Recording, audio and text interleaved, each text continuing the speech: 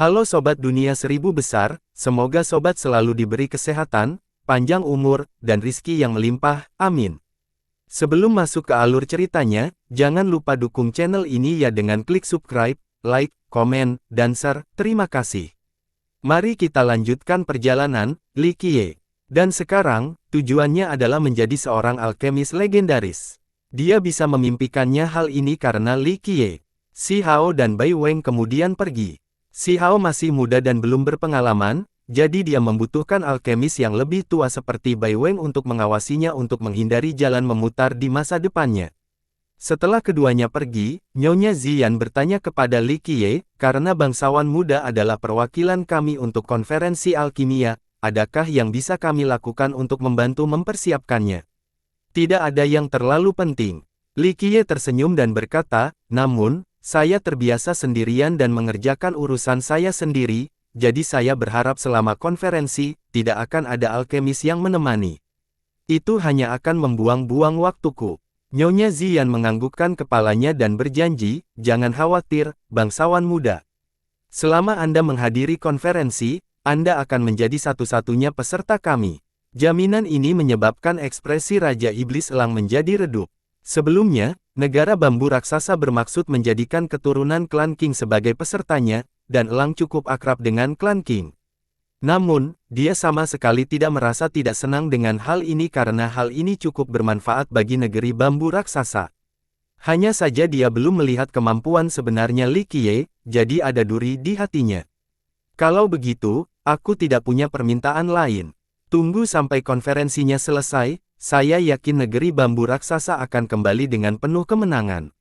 Setelah hening beberapa saat, Nyonya Ziyan bertanya, saya ingin tahu apakah bangsawan muda tertarik menerima posisi yang dirujuk di bambu raksasa. Dia benar-benar ingin mempertahankan Li Qiye karena siapapun ingin merekrut seorang alkemis hebat.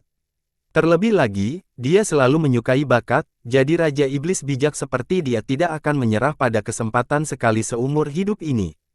Undangannya menyebabkan dia tersenyum dan kecewa, Nyonya, saya tidak mencoba menjadi sombong, tetapi jika saya ingin mencari kekuasaan, maka saya tidak akan memilih negeri bambu raksasa. Selama saya mengucapkan kata-kata tersebut, saya percaya bahwa banyak keturunan-keturunan akan menginginkan saya. Namun, jika kita mengambil langkah mundur dan mengatakan bahwa saya ingin tinggal di negeri bambu raksasa, maka Anda tidak akan mampu menangani kondisi saya. Orang lain mungkin tidak senang dengan nada arogan Li Qiye, tapi Nyonya Ziyan adalah orang yang rendah hati dan tersenyum, bagaimana kondisimu? Saya ingin mendengarkan. Li Qiye menatapnya dan tidak bisa menahan senyumnya kembali. Negeri bambu raksasa tidak mempunyai apapun yang diinginkannya. Dia berbicara dengan jelas, jika Anda benar-benar ingin mendengar kondisi saya. Saat ini saya kehilangan seorang pengemudi di sisi saya, apakah Anda tertarik dengan posisi ini? Hal ini langsung menimbulkan ketidaksenangan dari semua Raja Iblis. Salah satu dari mereka melangkah keluar dan berteriak pada Li Qiye, sungguh lancang. Bangsawan muda, kamu bertindak terlalu jauh. Bahkan Pinus kuno pun tidak mau berdiri dan berbicara mewakili penguasanya. Semua raja menyorotkan Li Qiye. Bagi mereka, pernyataan Li Qiye mencerminkan raja kerajaan dan negaranya. Meskipun bambu raksasa bukan merupakan garis keturunan kekuasaan, ia masih merupakan kekuatan kelas 1. Ia memiliki status yang cukup besar di dunia pengobatan batu. Terlebih lagi, belum lagi Raja Iblis mereka adalah Raja Surgawi, dia juga sangat cantik dan tidak kekurangan pelamar. Faktanya, banyak anak muda ajaib yang mencoba mendekatinya. Jika dia menginginkannya, dia bisa saja menikah dengan garis keturunan kekuasaan. Namun, dia melepaskan urusan pribadinya dan fokus pada negeri bambu raksasa.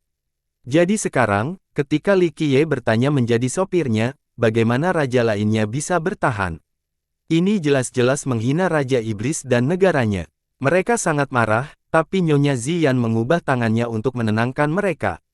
Dia menatap Li Qiye dan tiba-tiba teringat kata-kata yang diucapkannya di rumah kuno. Dia memperhatikan penampilan yang tenang dan acuh tak acuh tanpa ada tanda-tanda keangkuhan, tapi dia tidak tahu dari mana dia mendapatkan kepercayaan dirinya. Jika seseorang yang bertindak seperti ini tidak sombong, itu berarti dia cukup kuat. Orang lain mungkin merasa bahwa tindakan tersebut berlebihan, tetapi hal itu wajar dan bukan masalah besar. Jika Li Qiye adalah tipe orang yang kuat, maka dia gagal memahaminya, pemuda yang berdiri di depannya. Orang lain akan langsung menjadi gila atau akan pergi setelah mendengar kata-kata yang berputar seperti itu, tapi Nyonya Ziyan rendah hati dan pengertian karena dia tidak menunjukkan tanda-tanda kemarahan. Dia memandang dan perlahan berbicara, bangsawan muda benar-benar percaya diri. Li Qiye tersenyum dan puas lalu berkata, sebenarnya, aku memilihmu karena aku mengapresiasi Giant Bambu, dan menurutku kepribadianmu tidaklah buruk. Ini tidak ada secara keseluruhan dengan kepercayaan diri. Sejujurnya, jika kualifikasi, bahkan keturunan dari keturunan-keturunan mungkin tidak terlihat oleh saya. Nyonya Ziyan yang tenang bertanya lebih lanjut, kalau begitu, bangsawan muda percaya bahwa saya harus merasa terhormat karena terpilih sebagai pengemudi Anda. Kamu benar, Li Qiye dengan datar menjawab, menjadi pengemudi bagi saya sungguh suatu kehormatan. Anda adalah Raja Iblis, penguasa suatu negara, jadi apa pencapaian Anda di masa depan? Paling-paling, Anda akan berhenti di Virtuous Paragon. Apakah Anda bisa mendapatkan anugerah ilahi? Sedangkan untuk God King, ini jauh di luar jangkauanmu. Tanggapannya mengejutkannya. Dia memang bercita-cita menjadi Virtuous Paragon, namun mendapatkan gelar dewa terlalu sulit baginya, dan gelar God King pada dasarnya mustahil.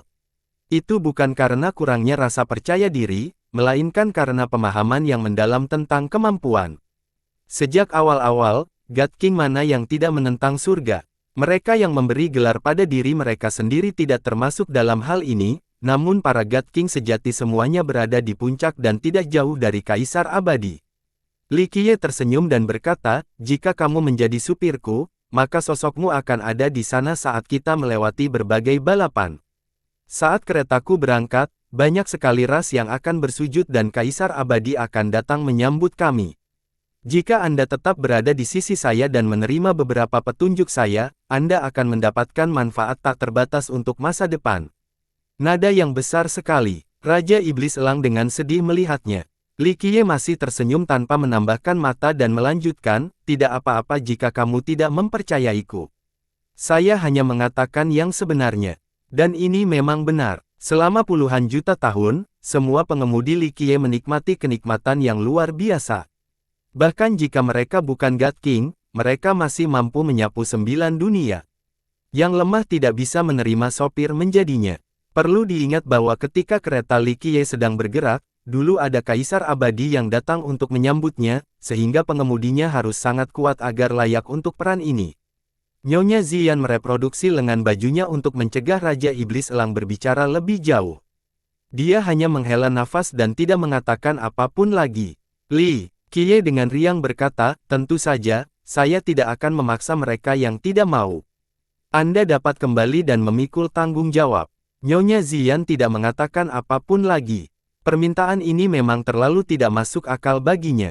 Melihat suasana tegang, Raja Iblis Pinus kuno menggosok telapak tangan dan mengganti topik pembicaraan, hahaha. Tidak ada yang perlu berpikir karena bangsawan muda Li telah setuju untuk mewakili kita pada konferensi kali ini. Yang Nobel adalah seorang alkemis tertinggi dengan keterampilan yang belum pernah terjadi sebelumnya dalam penyempurnaan pil.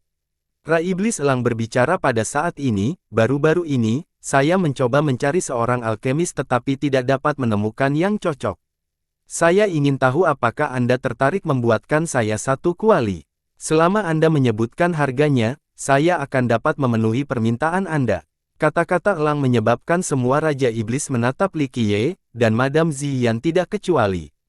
Meskipun Pinus kuno telah mengingat proses pemurnian pil Li Qiye dan mereka tidak meremehkannya, akan ada perasaan tidak tenang yang membayangi pikiran mereka sampai mereka melihatnya dengan mata kepala sendiri. Apakah ini ujian? Li Qiye bertanya sambil tersenyum. Pinus kuno turun tangan untuk memuluskan semuanya dan berkata, ini adalah kesalahpahaman, bangsawan muda. Raja Iblis Elang juga telah mengumpulkan banyak bahan tetapi belum dapat menemukan alkemis yang tepat, jadi hari ini, ketika dia bertemu dengan alkemis tak bertanding sepertimu, dia mau tidak mau bertanya. Li Qiye menyela Pinus kuno. Dia tidak melihat ke arah Raja Iblis Elang tetapi langsung ke Nyonya Ziyan dan berkata, saya tidak peduli dengan ujian ini atau apapun.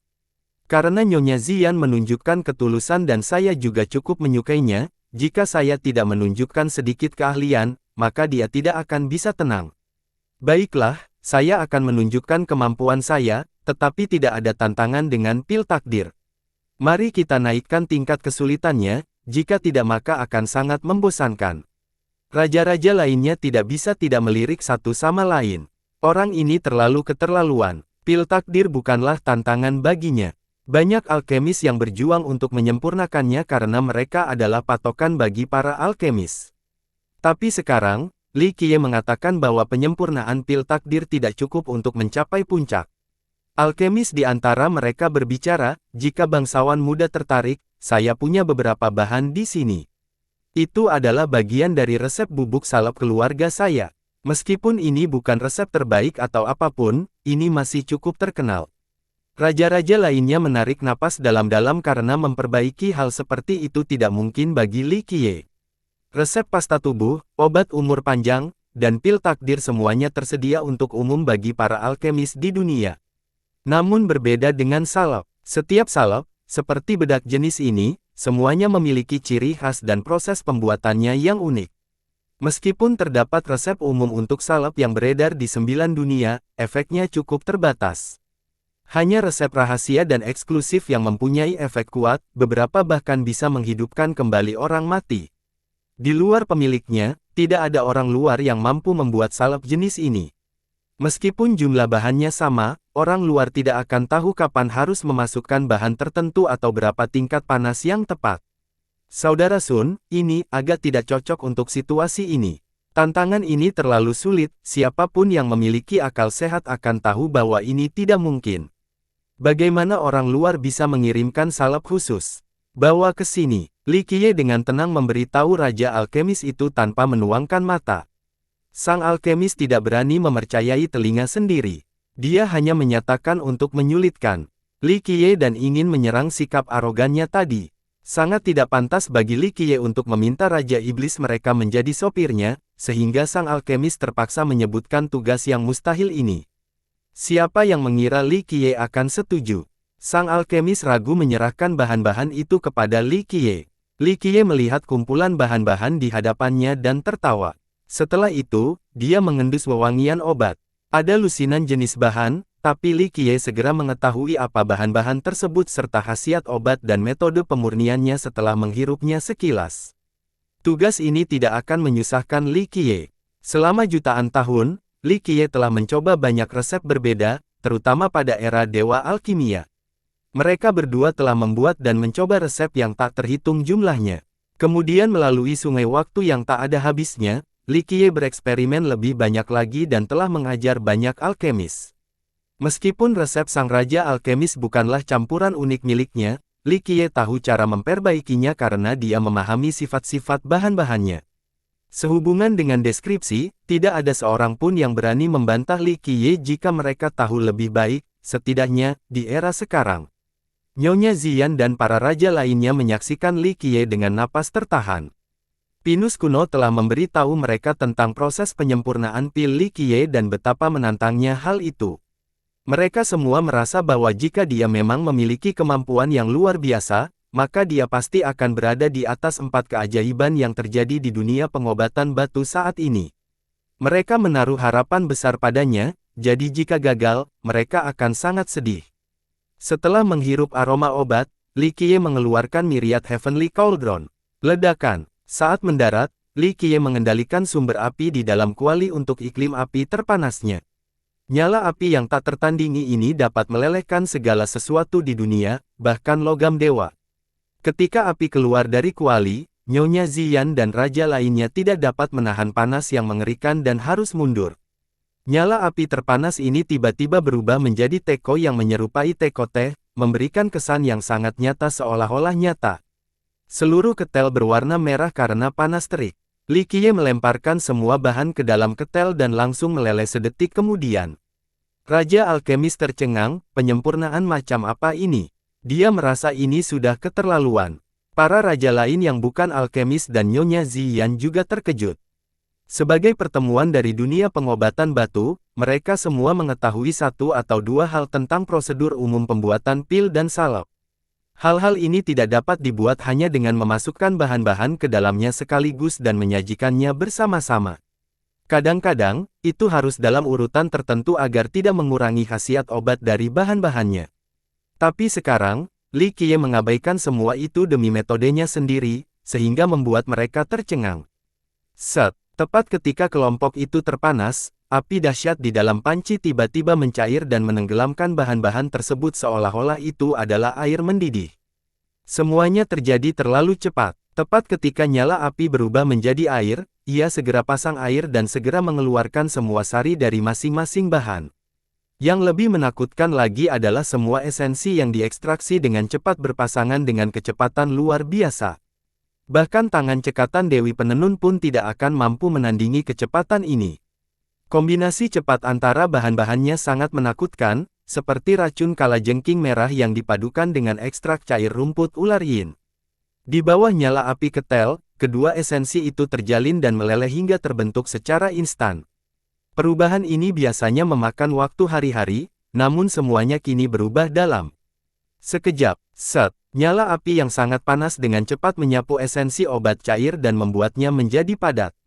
Meletus. Nyala api menghilang bersama dengan panci ketel, hanya menyisakan sebungkus salep yang dibungkus dengan diaktifkan oleh Li Qiye menggunakan kertas bersertifikat. Dia kemudian menyingkirkan Myriad Heavenly Cauldron. Sementara itu, Nyonya Ziyan dan 18 raja berdiri di sana, membeku. Secara teori, seorang alkemis akan meninggalkan atau tidak mengizinkan orang luar untuk menyaksikan mereka beraksi, agar teknik mereka tidak dicuri.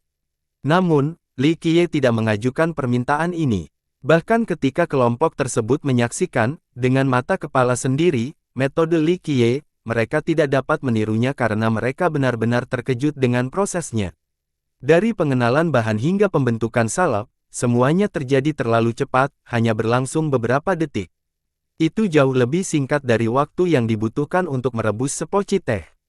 Mereka belum pernah melihat cara pembuatan salep seperti ini sebelumnya. Raja alkemis sangat terkejut. Ini resep keluarganya dan yang lain pasti tidak memilikinya, jadi mereka seharusnya tidak bisa membuat slab ini. Dan kalaupun bisa dibuat, seharusnya tidak secepat ini.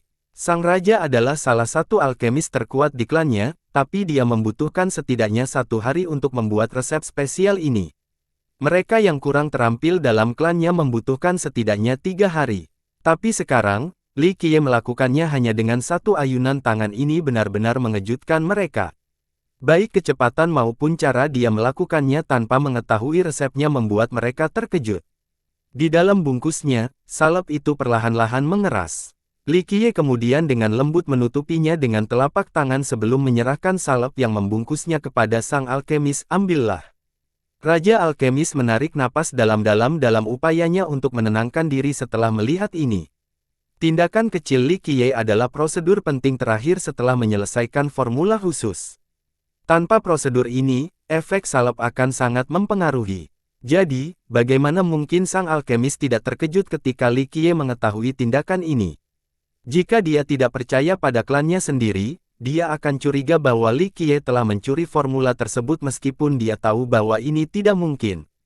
Sementara semua orang perlahan-lahan menjadi tenang, sang alkemis membutuhkan waktu untuk membuka salep yang terbungkus. Semua orang menoleh untuk memeriksa salep yang ada di atas telapak tangan. Sang alkemis dengan cepat menjadi cetak setelah melihat salep tersebut dan harus mundur beberapa langkah. Bagaimana ini bisa terjadi?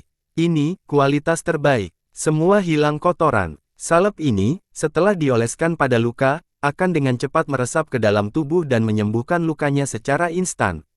Sang alkemis ketakutan hingga akhirnya dia terjatuh ke tanah. Raja lain juga terkejut setelah melihat salep tersebut. Seorang raja yang berbeda langsung memuji, salep yang luar biasa, ini beberapa kali lebih baik daripada yang diberikan saudara Sun kepada saya. Ini bukan hanya beberapa kali lebih baik. Sang alkemis yang duduk di lantai bertindak seolah-olah dia baru saja melihat hantu. Setelah beberapa saat, dia berhasil mendapatkan kembali akalnya dan tersenyum kecut untuk mengatakan, tidak ada yang bisa membuat salep ini dengan kualitas seperti ini di luar nenek moyang kita. Ada sebuah legenda di klanku, jika kita menyempurnakan salep klan kita hingga batas tertinggi, maka salep tersebut hampir bisa dibandingkan dengan bubuk abadi penghancur jiwa dari kerajaan alkimia dan akan jauh lebih baik daripada banyak salep masa kini. Pada titik ini, sang alkemis berhenti sejenak dan berseru dalam kegembiraan dan ketidakpercayaan. Sebelumnya, saya selalu berpikir bahwa itu tidak mungkin, tetapi sekarang saya dapat melihat bahwa itu memang benar. Jadi, luar biasa. Yang lain merespons dengan terengah-engah. Bubuk abadi Soul Rending adalah salep terkenal yang eksklusif untuk kerajaan alkimia. Karakter besar yang tak terhitung jumlahnya tidak keberatan membuang kekayaan mereka hanya untuk meminta sedikit Soul Rending Immortal Powder. Bukan hanya salep Li Qiye yang memiliki kualitas terbaik, prosesnya juga terlalu menakutkan. Pada titik ini, semua orang terkejut karena terkejut. Ini bukan pertama kalinya Ancient Pain menyaksikan Li Qiye melakukan aktingnya, tapi dia masih terguncang meski sudah siap secara mental. Pada saat ini, Nyonya Ziyan dan semua Raja Iblis lainnya benar-benar memahami apa yang dikatakan Pinus kuno sebelumnya dibandingkan dengan Li Qiye. Keempat keajaiban bukanlah apa-apa, sama lazimnya dengan awan di langit. Kenyataannya bukan hanya 4 keajaiban itu, sebagian besar alkemis masa kini, termasuk alkemis legendaris dari generasi sebelumnya, tidak sebanding dengan Li Qiye. Mereka semua merasa bahwa dia pasti akan menjadi kaisar alkimia karena tidak ada yang bisa menyentuhnya. Selama dia masih hidup di dunia ini, tahtanya akan terjamin. Akhirnya, Raja Alkemis itu memandang Li Qiye dengan tidak percaya dan tergagap. Bagaimana ini bisa terjadi? Formula salep klan kami pastinya tidak memberikannya kepada orang luar, jadi bagaimana? Anda tahu, dia tidak bisa mempercayainya. Dia benar-benar tidak akan percaya jika dia mendengarnya, tapi sayangnya, dia telah melihatnya dengan matanya sendiri. Bahkan dalam mimpi terliarnya pun dia tidak mengharapkan formula rahasianya disempurnakan oleh orang luar menggunakan metode yang bahkan klan mereka tidak bisa menirunya. Bahkan nenek moyang mereka yang menciptakan formula ini tidak dapat melakukan metodenya. Saya tidak perlu mengetahuinya, Li Qiye menjawab sambil tersenyum. Raja Alkemis dengan terkejut berkata, mungkin. Bagaimana Anda bisa menyempurnakan dan melunakkannya jika Anda tidak mengetahui formulanya? Kerumunan lainnya menatap Li Qiye. Mereka bukanlah seorang alkemis, tapi mereka tahu tentang hukum umum Dao yang ditetapkan karena mereka termasuk dalam dunia pengobatan batu. Seseorang benar-benar tidak akan bisa mengirimkan salep tanpa formulanya. Ini adalah aturan paling mendasar dari semua aturan. Semua orang tahu tentang hal itu. Benarkah? Tapi itu hanya berlaku untuk orang lain dan bukan saya. Li Qiye dengan acuh tak acuh berkata, entah itu memuat obat panjang umur, menyajikan Fate Pill atau membuat salep, inti dari semua proses ini adalah mengekstrak esensinya dan memanfaatkan efeknya. Selama Anda mengetahui semua khasiat obat, Anda akan dapat mengungkap efek dari masing-masing obat, masing-masing bahan setelah dicampur bersama. Misalnya dengan salepmu, ada bisa Crimson Scorpion dan Yin Snake Grass, jadi bisanya harus cocok dengan rumputnya. Perpaduan sari dari kedua hal tersebut akan mampu menghentikan pendarahan dan menyambung kembali tulang yang patah. Untuk menyatukan keduanya, Anda memerlukan nyala api yang kuat. Di antara bahan-bahan lainnya, Anda juga memiliki batu dingin bagian dalam. Jenis batu ini paling baik jika dibakar untuk menyelaraskan dua esensi yang disebutkan sebelumnya. Li Qiye meluangkan waktu untuk menjelaskan prosesnya. Dao ringkasan yang paling mendalam dan kompleks menjadi mudah dipahami seolah-olah itu adalah hal biasa ketika hal itu keluar dari mulut Li Qiye. Dia mampu menjelaskan secara rinci setiap alasan di balik efek obat dari bahan-bahan tersebut hingga tingkat yang sulit dipercaya. 18 Raja dan Nyonya Ziyan menjadi tercengang setelah mendengarkan penjelasannya saat mereka berdiri di sana, membeku. Bahkan mereka yang bukan alkemis pun bisa memahami dan menyadari betapa menakutkannya Li Qiye. Dia memandang tandan beku itu dan dengan ringan berkata, untuk pil dan kreasi apapun, pada prinsipnya, bukan kami yang memasaknya, begitu pula resepnya. Kami hanya berhasil mengenali formulanya karena landasan yang disimpulkan selalu ada, hanya saja dunia belum menemukan efek magisnya. Kelompok itu terus memikirkannya. Tidak peduli apakah mereka tipe arogan atau tidak, pada saat ini, mereka benar-benar yakin. Mereka terguncang oleh keahlian Li Qiye dalam Dao deskriptif dan merasa bahwa tidak ada seorang pun di dunia ini yang dapat menandinginya dalam hal ini. Pada akhirnya, Raja alkemis itu berkata sambil masih terpuruk, hidupku. Aku telah menyia-nyiakan hidupku untuk belajar. Aku bahkan tidak mengetahui dasar-dasarnya. Raja alkemis ini dapat dikatakan sebagai yang paling terampil di antara rakyat setia negeri bambu raksasa, dan yang lain menyebutnya sebagai alkemis Raja Iblis nomor 1.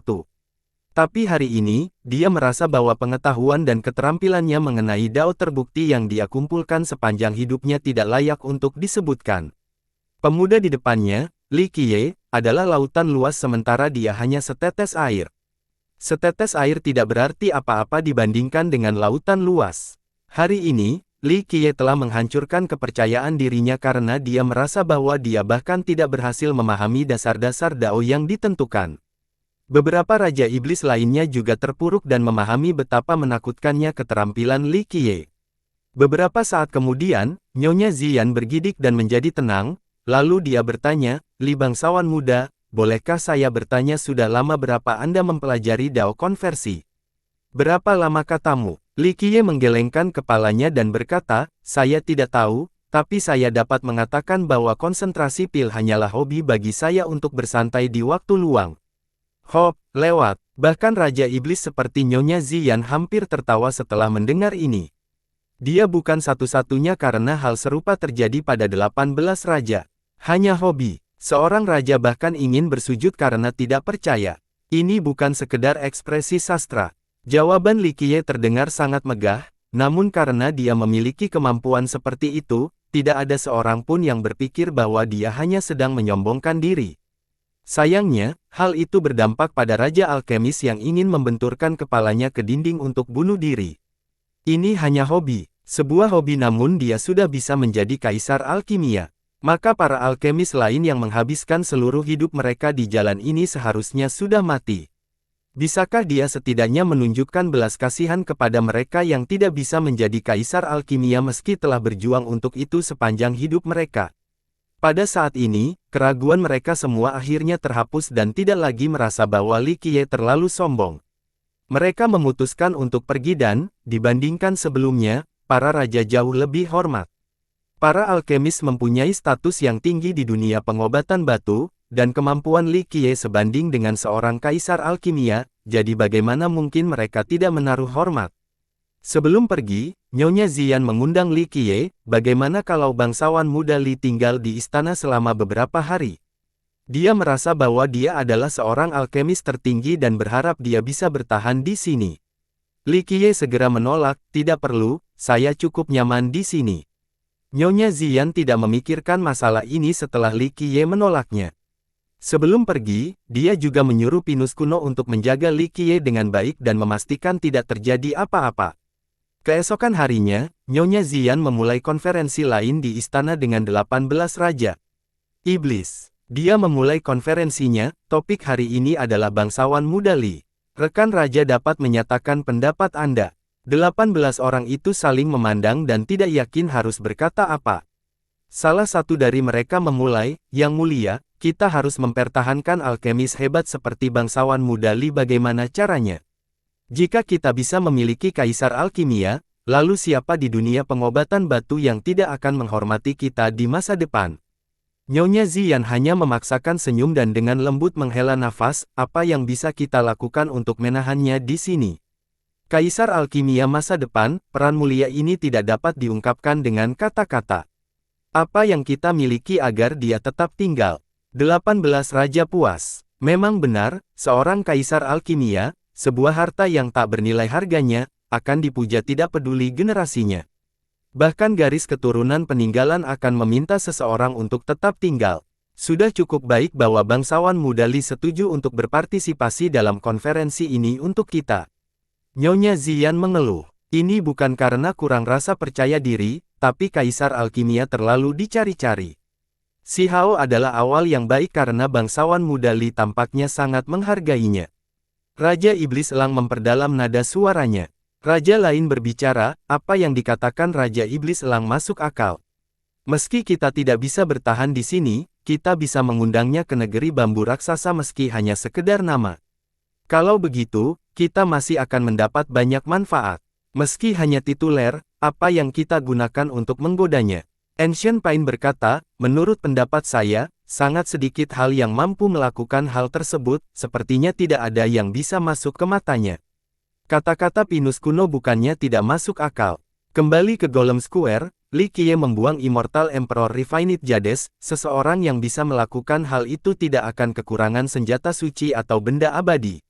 Meskipun barang-barang seperti ini bisa menggodanya, negeri bambu raksasa tidak memiliki barang-barang seperti itu. Raja Iblis tiba-tiba teringat sesuatu dan berkata, "Oh, kami punya sesuatu. Item ini mungkin adalah sesuatu yang didambakan semua alkemis."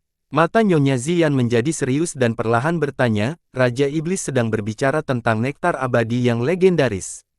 Ya, Raja Iblis ini menjawab, aku mendengar bahkan Kaisar Alkimia dari Kerajaan Alkimia menginginkan nektar abadi bambu raksasa kita.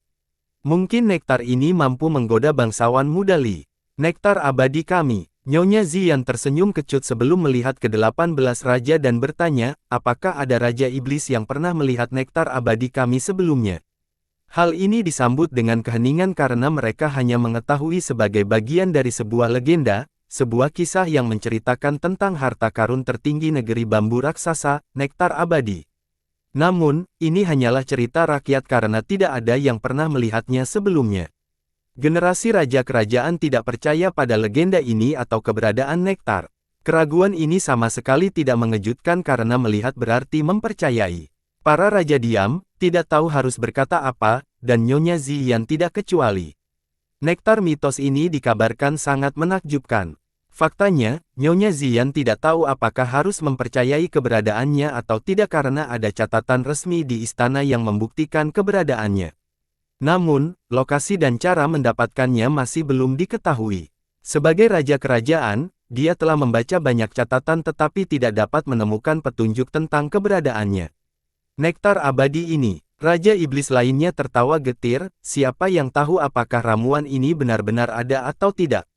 Karena tak satu pun dari kita yang pernah melihatnya. Sebelumnya, akan sangat sulit meyakinkan Li bangsawan muda dengan menggunakan benda yang tidak bisa ditembus seperti itu. Raja Iblis Elang berbicara dengan tegas, belum tentu. Meskipun orang-orang mengatakan bahwa banyak yang telah melakukan pencarian di seluruh negara kami tetapi tidak berhasil, masih ada satu lokasi yang belum tercapai. Semua raja saling melirik setelah mendengar ini. Pinus kuno memperdalam nadanya untuk mengatakan, Saudara Elang mengacu pada Taman Bambu. Benar, Taman Bambu. Jika negara kita memang memiliki nektar abadi ini, mungkin nektar itu ada di dalam Taman Bambu. Jawab Elang, seorang raja yang menggelengkan kepalanya dan berkata, hanya surga yang tahu. Siapa yang pernah ke Taman Bambu sebelumnya? Ambil langkah mundur dan anggaplah benda itu ada di sana, ia tetap seperti bunga di cermin dan bulan di permukaan udara. Semua raja mengangguk setuju. Memang benar demikian, setelah beberapa generasi, tidak ada murid dari negara tersebut yang pernah ke Taman Bambu. Itu adalah tanah suci dan terlarang di negara ini. Itu adalah taman yang sangat tua di belakang istana kerajaan tempat bambu besar dihapus. Di belakangnya juga terdapat pegunungan Azure yang elegan, lokasi yang sangat menguntungkan. Bahkan hingga saat ini, bambu besar ini adalah penjaga ilahi dari bambu raksasa, sehingga negara ini dinamai menurut namanya. Namun, belum pernah ada seorang pun yang bisa memasuki taman ini di luar nenek moyang negara tersebut. Tidak peduli seberapa kuatnya para murid di masa depan, mereka tidak bisa memasuki taman, bahkan para virtues paragon sekalipun. Banyak rumor yang beredar tentang Taman Bambu. Salah satunya adalah bambu ini berasal dari dunia abadi dan ditanam secara pribadi di tempat ini oleh dewa. Setelah dewa menanamnya, dia juga menyegel taman di sekitar pohon ini. Bambu abadi ini tumbuh semakin besar dan semakin kuat. Akhirnya, ia mengambil ukurannya yang sekarang dan akhirnya menjadi dewa. Segel Taman Bambu tidak melemah dan malah menjadi lebih kuat setelah bambu menjadi dewa. Tidak ada yang bisa mendekatinya dan orang luar tidak mengetahui kenyamanannya. Tidak masalah betapa sulitnya untuk masuk. Raja Iblis Elang berkata, selama puluhan juta tahun, banyak alkemis yang tertarik pada nektar abadi kita, dan bahkan Kaisar Alkimia pun tidak kecuali. Sebagai seorang alkemis, mungkin bangsawan muda Li Uga akan tertarik dengan nektar abadi kita. Jika kita menjanjikan nektar legendaris ini padanya, mungkin dia akan setuju untuk tinggal. Bolehkah dia memasuki taman atau bukan urusannya sendiri? Namun, jika dia mampu melakukannya, maka itu tetap bermanfaat bagi negara kita. Para raja memikirkan hal ini sekali lagi. Metode Raja Iblis Elang adalah dengan memberikan bolanya kepada Li Qiye karena negaranya sendiri tidak tahu di mana nektar itu berada. Nyonya Ziyan juga merenung dan berkata, itu bukan saran yang buruk. Namun, dia menenangkan diri setelahnya dan melanjutkan, tetapi ini adalah tipuan dan kita dari negeri bambu raksasa tidak seharusnya melakukan hal seperti itu. Raja Iblis Elang dengan cepat menjawab, Yang Mulia, ini tidak bisa dianggap tipuan. Kami hanya menjanjikan dia nektar. Selama dia bisa mendapatkannya, dia bisa mendapatkan sebanyak yang dia mau. Semua raja lainnya tergerak oleh skema ini karena, jika berhasil, negara tersebut akan mendapatkan kaisar alkimia. Namun, Nyonya Ziyan tetap menolak gagasan tersebut, tidak, kami tidak akan melakukan ini. Entah bangsawan muda Li bertahan atau tidak, mari kita serahkan saja pada takdir. Begitu skema ini terungkap, hubungan kita akan memburuk. Bahkan jika dia tidak tinggal di negara kita sebagai tamu, kita tidak boleh mencoba skema seperti ini. Tapi Yang Mulia, Raja Iblis Elang dengan cepat mengucapkannya. Nyonya Ziyan, memotongnya, saya akan meluangkan waktu untuk berbicara dengan hati-hati tentang menjadi alkemis tamu dengan bangsawan muda Li, termasuk masalah nektar abadi. Namun, kami tidak akan menggunakan kata-kata yang menipu melainkan ketulusan.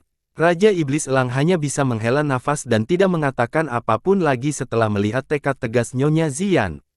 Pada saat ini, seorang orang percaya datang untuk melaporkan, Yang Mulia, bangsawan muda pertama dari klan Huangfu sedang mencari audiensi. 18 raja semuanya menatap ke arah Nyonya. Dia meringis dan berkata, kami tidak akan menerima tamu saat ini. Orang kepercayaannya menjawab, bangsawan muda pertama berkata bahwa dia harus menemui Yang Mulia untuk berbicara tentang konferensi alkimia. Ekspresi Nyonya Ziyan menjadi berat saat dia meninggikan suaranya, katakan pada bangsawan muda Huangfu bahwa aku tidak punya waktu untuk menemuinya sekarang. Selama bertahun-tahun, Nyonya Ziyan memiliki reputasi yang baik dan dikenal rendah hati serta murah hati terhadap bakat.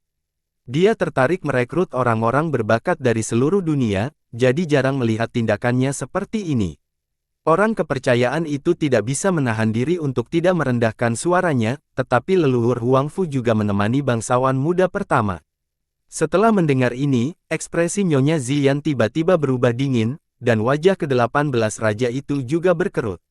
Pinus kuno bertanya, apa yang coba dilakukan Huangfu Hao?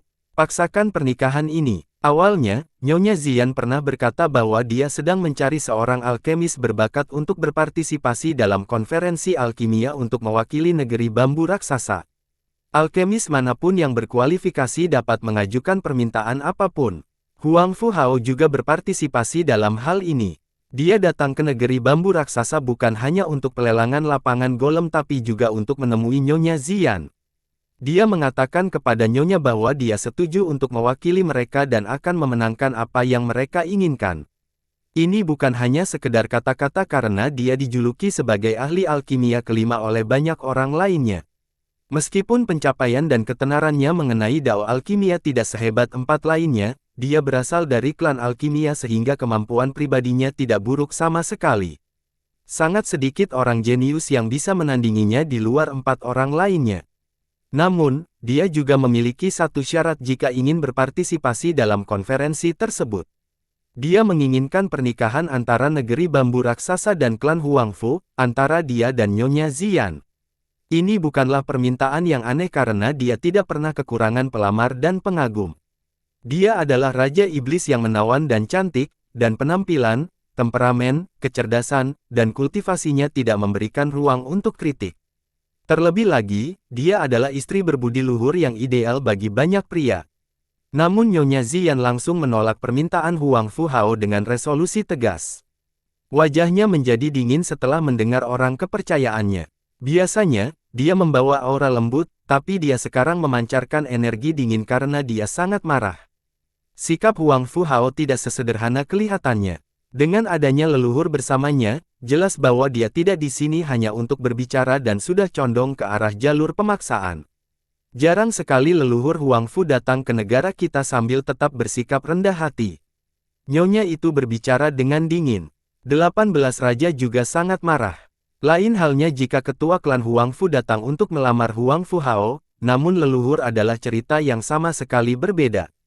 Bagaimana nenek moyang dari kekuatan besar bisa muncul dengan begitu mudah? Keberadaan seperti itu harus tertutup di bawah tanah kecuali ada masalah besar yang menandakan kehadiran mereka. Kini, kehadirannya berarti lamaran pernikahan ini harus berhasil, dan ini menunjukkan tekad Huangfu Hao dan klan Huangfu. Seorang Raja Iblis mau tidak mau berkata dengan dingin, tindakan klan Huangfu tidak dapat ditoleransi. Apakah mereka mengira negeri bambu raksasa kita tidak punya siapapun yang bisa menghentikan mereka? Huangfu Hao datang ke kediaman mereka dengan paksa, jadi bagaimana mungkin 18 raja tidak marah? Pada saat ini, Nyonya yang selalu lembut tanpa emosi menyatakan, suruh mereka pergi. Saya tidak akan memberikan audiensi saat ini. Sebagai Raja Iblis, dia tidak mudah menyerah. Yang mulia, saya khawatir itu bukanlah tindakan yang paling bijaksana. Raja Iblis Elang merenung sejenak. Meskipun dia tidak puas dengan tindakan klan Huangfu, dia tetap harus menyuarakan nasihatnya, meskipun negeri bambu raksasa kita tidak akan menjadi mertua klan Huangfu, hal ini belum sampai pada titik di mana kita harus melanggar semua formalitas.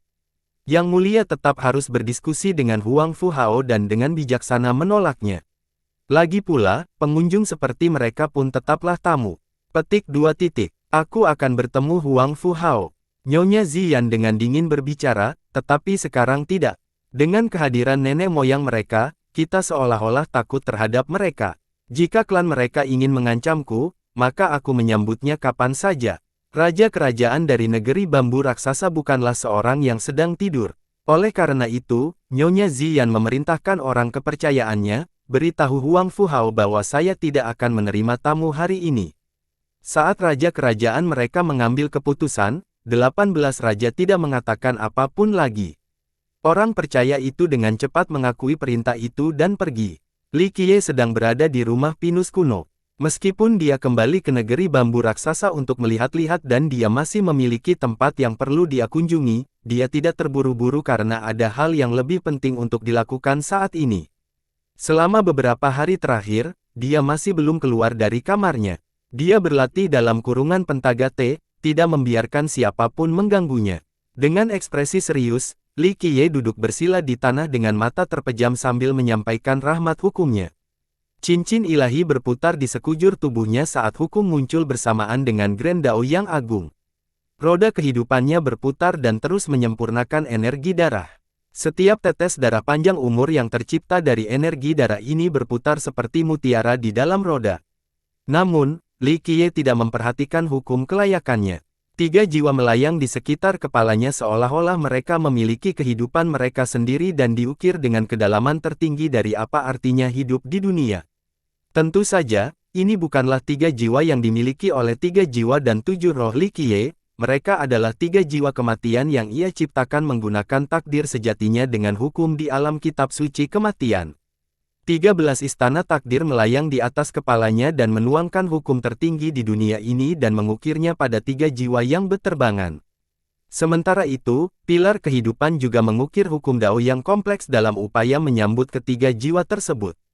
Berkali-kali, Li Qiye menyempurnakan jiwa ketiga tersebut menggunakan seni misterius sehingga mereka mengandung hukum terkuat di dunia.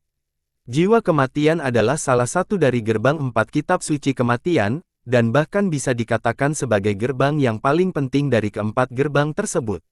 Selama salah satu dari 3 jiwa masih ada, dia tidak akan bisa dibunuh sampai umurnya habis. Dia memisahkan jiwa ketiga itu dan terus membombardir mereka dengan hukum yang paling muskil dan kuat, sehingga memungkinkan Grand Dao terhebat bersemayam di dalam diri mereka. Ini hanyalah permulaan. Setelah dia menyelesaikan penyempurnaannya, dia akan menggunakan segel terkuat untuk menyimpannya di 3 item berbeda dan kemudian menyembunyikannya di 3 lokasi yang paling menantang surga.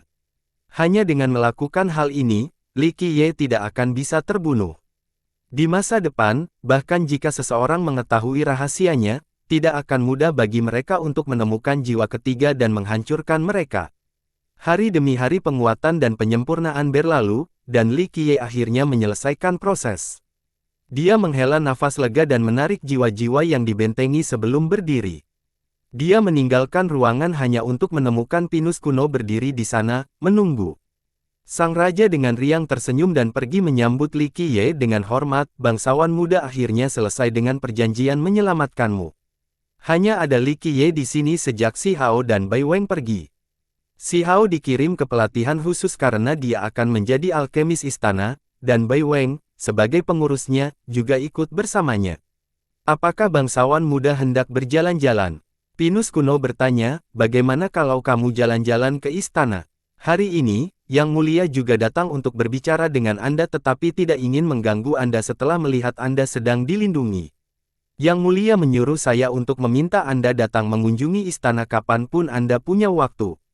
Ke istana, Li Qiye mengelus dagunya dan berkata, saya juga memiliki pemikiran ini. Saya ingin mengunjungi bagian belakang istana Anda untuk memperluas wawasan saya. Kamu ingin melihat bagian belakangnya. Mata Pinus kuno berbinar dan berkata, kebetulan sekali. Besok, taman bersejarah di belakang istana akan mengadakan pesta yang menampilkan banyak alkemis muda dari negara kita. Bagaimana kalau Yang Nobel datang untuk melihatnya juga? Merupakan suatu kehormatan bagi negara kami jika Anda dapat memberikan beberapa petunjuk di sana. Apakah begitu? Li Qiye menjawab dengan acuh tak acuh. Dia melihat ke arah satwa liar, tentu saja, dia tidak sedang menatap ke arah taman yang ditentukan karena benda yang dia inginkan tidak ada di sana. Pinus kuno dengan cepat menjelaskan, lebih jauh lagi dari taman yang ditandaskan adalah taman bambu, tempat tinggal dewa kita. Negara kita memiliki nektar abadi yang diinginkan oleh banyak alkemis di dunia ini, tetapi sangat sedikit orang luar yang mengetahui bahwa nektar tersebut ada di dalam taman bambu. Sebagai pilar negara, sang raja secara alami ingin Li Qiye tetap menjadi alkemis tamu, jadi dia dengan sengaja menampilkan nektar abadi untuk menarik perhatian Li Qiye.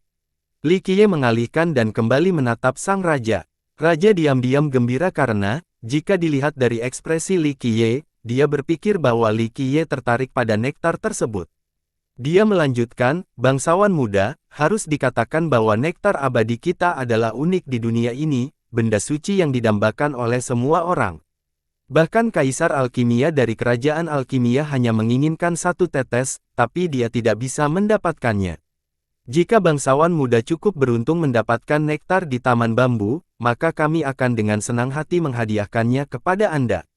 Ungkapan ini dimaksudkan untuk menggoda Li Qiye. Itu sama seperti melukis kue di selembar kertas atau bertukar bantuan dengan tangan kosong. Dari generasi ke generasi, para ahli negara tidak bisa memasuki taman, apalagi orang luar. Perkataan Ancient Pine mirip dengan ucapannya yang sedang melakukan kebaikan pada Li Qiye. Li Qiye tertawa dan berkata, Raja Iblis, apakah ini idemu atau ide Nyonya Ziyan?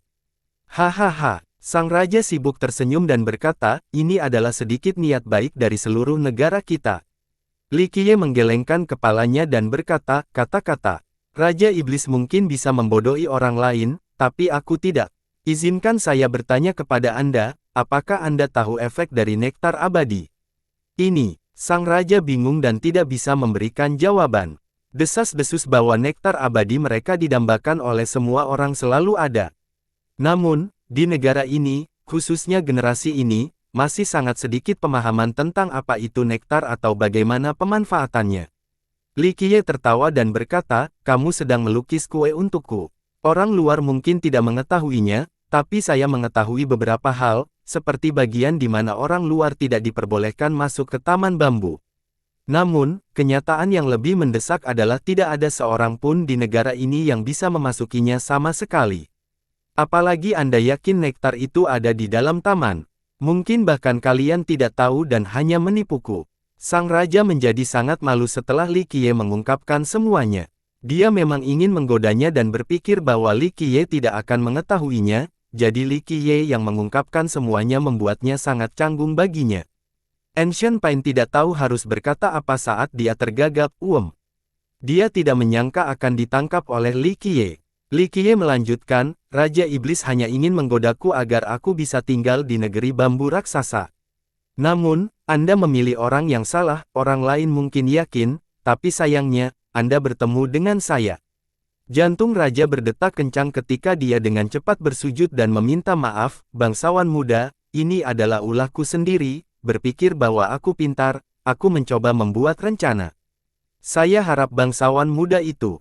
Li Qiye melihat ketakutan dan kegelisahan sang raja, jadi dia dengan lembut melambaikan lengan bajunya untuk berkata, "Berdiri, masalah ini sudah selesai. Anda tidak memiliki niat jahat dan hanya ingin saya tinggal sebagai tamu bambu raksasa." Sang raja menghela nafas lega setelah dimaafkan oleh Li Qiye. Dia menundukkan kepalanya dan mengakui kesalahannya, "Ini semua ulahku, yang mulia juga tidak setuju." Li Qiye hanya tersenyum dan tidak mengatakan apapun lagi. Dia menatap ke kejauhan dan berkata, "Jika besok ada pesta di Taman Alkimia, maka saya akan datang dan melihatnya. Partisipasi Anda akan menambah warna cemerlang yang tak terhitung jumlahnya di pesta." Setelah berdirinya awal karena Li Qiye setuju untuk pergi ke pesta tersebut, pinus kuno dengan gembira berseru, "Saya akan memberitahu Yang Mulia." Li Qiye tidak menghentikan pinus kuno. Dia memandang ke arah langit untuk menatap bambu besar yang berdiri dengan bangga di antara 9 langit. Sinar matahari yang menembus celah-celah dedaunan cukup menyejukkan jiwa. Pohon ini selalu melindungi kawasan ini, membawa kedamaian dan ketenangan. Ini adalah kebenaran selama jutaan tahun.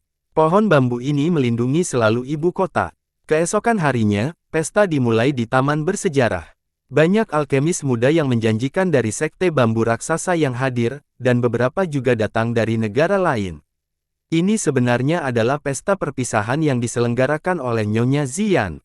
Sebelumnya, dia mengumumkan bahwa akan ada hadiah bagi alkemis muda yang berpartisipasi dalam konferensi alkimia. Banyak alkemis muda yang tidak setuju melakukan perjalanan jauh untuk lulus ujian ini. Namun, dengan janji Li Qiye untuk menghadiri konferensi tersebut, alkemis muda lainnya tidak diperlukan lagi, jadi Nyonya Ziyan menjadi tuan rumah pesta ini. Dia adalah seorang penguasa yang bijaksana dan mengundang tidak hanya mereka yang lulus ujian awal tetapi juga para alkemi muda yang tidak dikenal. Para alkemis muda yang lulus tes sedikit tidak senang dengan pesta perpisahan tersebut karena pada awalnya mereka memiliki kesempatan untuk terpilih sebagai peserta konferensi. Namun, seseorang bernama Li Qiye muncul entah dari mana dan menghilangkan kebutuhan final kompetisi untuk menentukan peserta. Meski mereka merasa tidak senang, negeri bambu raksasa tetap memberikan kenyamanan atas perjalanan jauh mereka. Terlebih lagi, Nyonya Ziyan sendiri yang menjadi tuan rumah pesta ini, jadi para alkemis cukup senang untuk hadir. Alasannya sangat sederhana, terlepas dari lulus atau gagal dalam ujian, ini masih merupakan kesempatan bagus bagi mereka karena berhasil mencapai negeri bambu raksasa yang cukup terkenal. Meskipun Giant Bambu tidak mencerminkan keadaan, tamannya sangat luas dengan tanaman obat-obatan tingkat tinggi dan rumput berukuran besar. Meskipun tidak bisa dibandingkan dengan taman monster raksasa seperti kerajaan alkimia, taman ini memiliki reputasi tersendiri, itu jauh lebih baik daripada taman negara-negara besar lainnya. Tentu saja, ada alasan untuk kemakmurannya. Bagi para alkemis ini, terutama yang lebih muda, ini adalah kesempatan langka bagi mereka untuk melihat-lihat taman sertifikasi, kesempatan untuk menambah pengetahuan mereka dengan melihat banyak tumbuhan dan tanaman yang sangat langka. Penyair dan cendekiawan senang menatap bulan untuk mendapatkan inspirasi karya sastra baru. Namun, di dunia pengobatan batu, hal paling menakjubkan bagi para alkemis adalah menatap tanaman. Oleh karena itu, bahkan sebelum pesta dimulai, banyak alkemis muda datang lebih awal ke istana dan diantar ke taman oleh murid-murid bambu raksasa. Sementara itu, Nyonya Ziyan secara pribadi memimpin pesta di dalam taman. Dia tidak tinggal di luar untuk menyambut para tamu yang datang, tapi Raja Iblis seperti dia yang menghadiri pesta seperti itu sudah merupakan tindakan yang agung dan berharga bagi para alkemis muda. Dia terkenal karena niatnya terhadap talenta, dan hari ini adalah contoh nyata dari upayanya yang rendah hati dalam mencari talenta, yang jelas, dia tidak hanya memancing pujian dan ketenaran. Para alkemis tercengang ketika mereka memasuki taman bawah tanah dan melihat sekelilingnya. Meski banyak pemuda yang berasal dari klan yang disertifikasi, mereka tetap harus mengakui bahwa taman yang disertifikasi bambu raksasa layak mendapatkan prestise. Itu sangat luas dan menempati lokasi yang sangat besar. Ke depan, orang dapat melihat gelombang perubahan pemandangan yang bergelombang, termasuk berbagai bidang ladang, gunung, kolam, dan bahkan kolam yang menunjukkan semerah api. Tidak peduli jenis obat apapun yang dibudidayakan di ladang ini, semuanya tercakup dalam energi duniawi yang kental. Bisa dibilang tempat ini penuh dengan tanaman, jadi bukan hanya tempat yang ideal untuk budidaya tanaman, tapi juga lokasi yang bagus untuk budidaya normal. Tempat yang bagus adalah sesuatu yang diinginkan. Setelah melihat kentalnya energi duniawi, para pemuda yang berpartisipasi akhirnya mengerti mengapa taman spesifikasi ini begitu terkenal. Segala jenis obat-obatan roh dan rumput tingkat tertinggi dapat ditemukan di dalamnya. Taman seperti itu jauh lebih baik daripada taman negara-negara besar lainnya. Mengapa negeri bambu raksasa mempunyai taman yang begitu bagus? Banyak alkemis dan garis keturunan diam-diam memperdebatkan masalah ini. Bahkan para murid di negara itu pun bergosip tentang hal ini. Beberapa orang percaya bahwa taman ini diterangi karena perlindungan pohon dewa, yang dirawat oleh esensi ilahi sehingga mampu menumbuhkan bahan-bahan yang dimurnikan sebanyak ini. Yang lain menyatakan bahwa keunggulannya berasal dari pembangunannya di ujung pegunungan Azure elegan yang didukung oleh energi duniawi di sana. Banyak pihak, termasuk pakar dari dalam negeri sendiri, menilai kedua ekonomis logistik tersebut. Letaknya di belakang istana, sangat dekat dengan taman bambu. Seseorang harus melintasi taman ini sebelum mereka dapat mencapai taman bambu dan kemudian pegunungan Azure yang elegan. Semua orang di dunia pengobatan batu tahu tentang pohon bambu raksasa di negeri ini.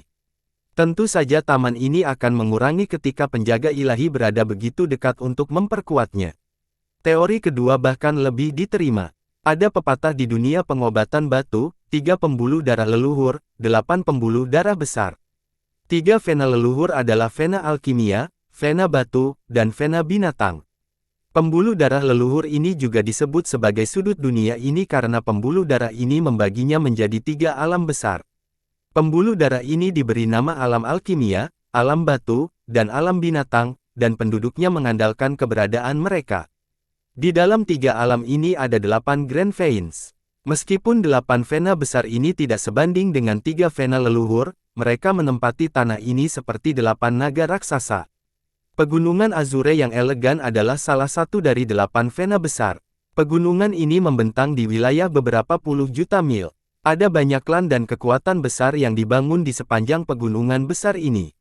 Negeri bambu raksasa terletak di ujung pegunungan Azure yang elegan, dan istana kekuasaan berada di tengah-tengah bagian belakang.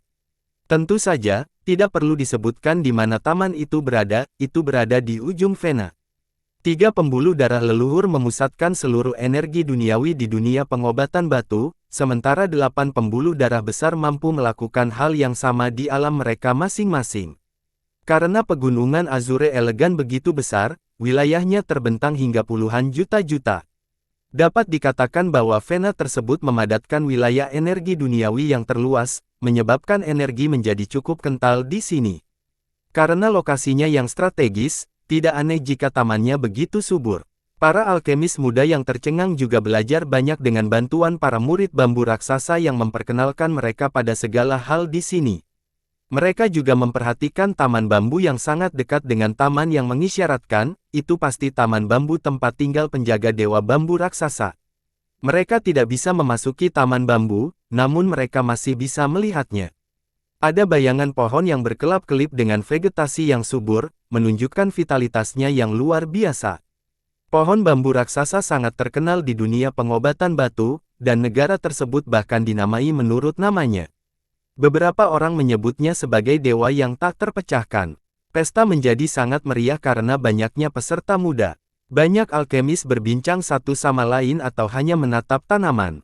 Pada saat ini, ada pepatah kecil ketika seorang alkemis muda berbicara dengan suara rendah, keturunan utama klan King ada di sini. Seorang pemuda mengikuti murid bambu raksasa ke dalam. Dia mengenakan gaya alkemis saat tubuhnya memancarkan cahaya hijau serta aroma tumbuhan. Siapapun bisa mencium wewangian yang keluar dari tubuhnya. Beberapa alkemis muda yang akrab dengannya datang untuk memberikan salam, "Saudara King Yu, kamu akhirnya berhasil." Alkemis muda ini adalah keturunan klan King, King Yu. Klan King adalah klan yang menentukan. Meskipun tidak pernah menghasilkan kaisar alkimia, namun terdapat beberapa alkemis legendaris.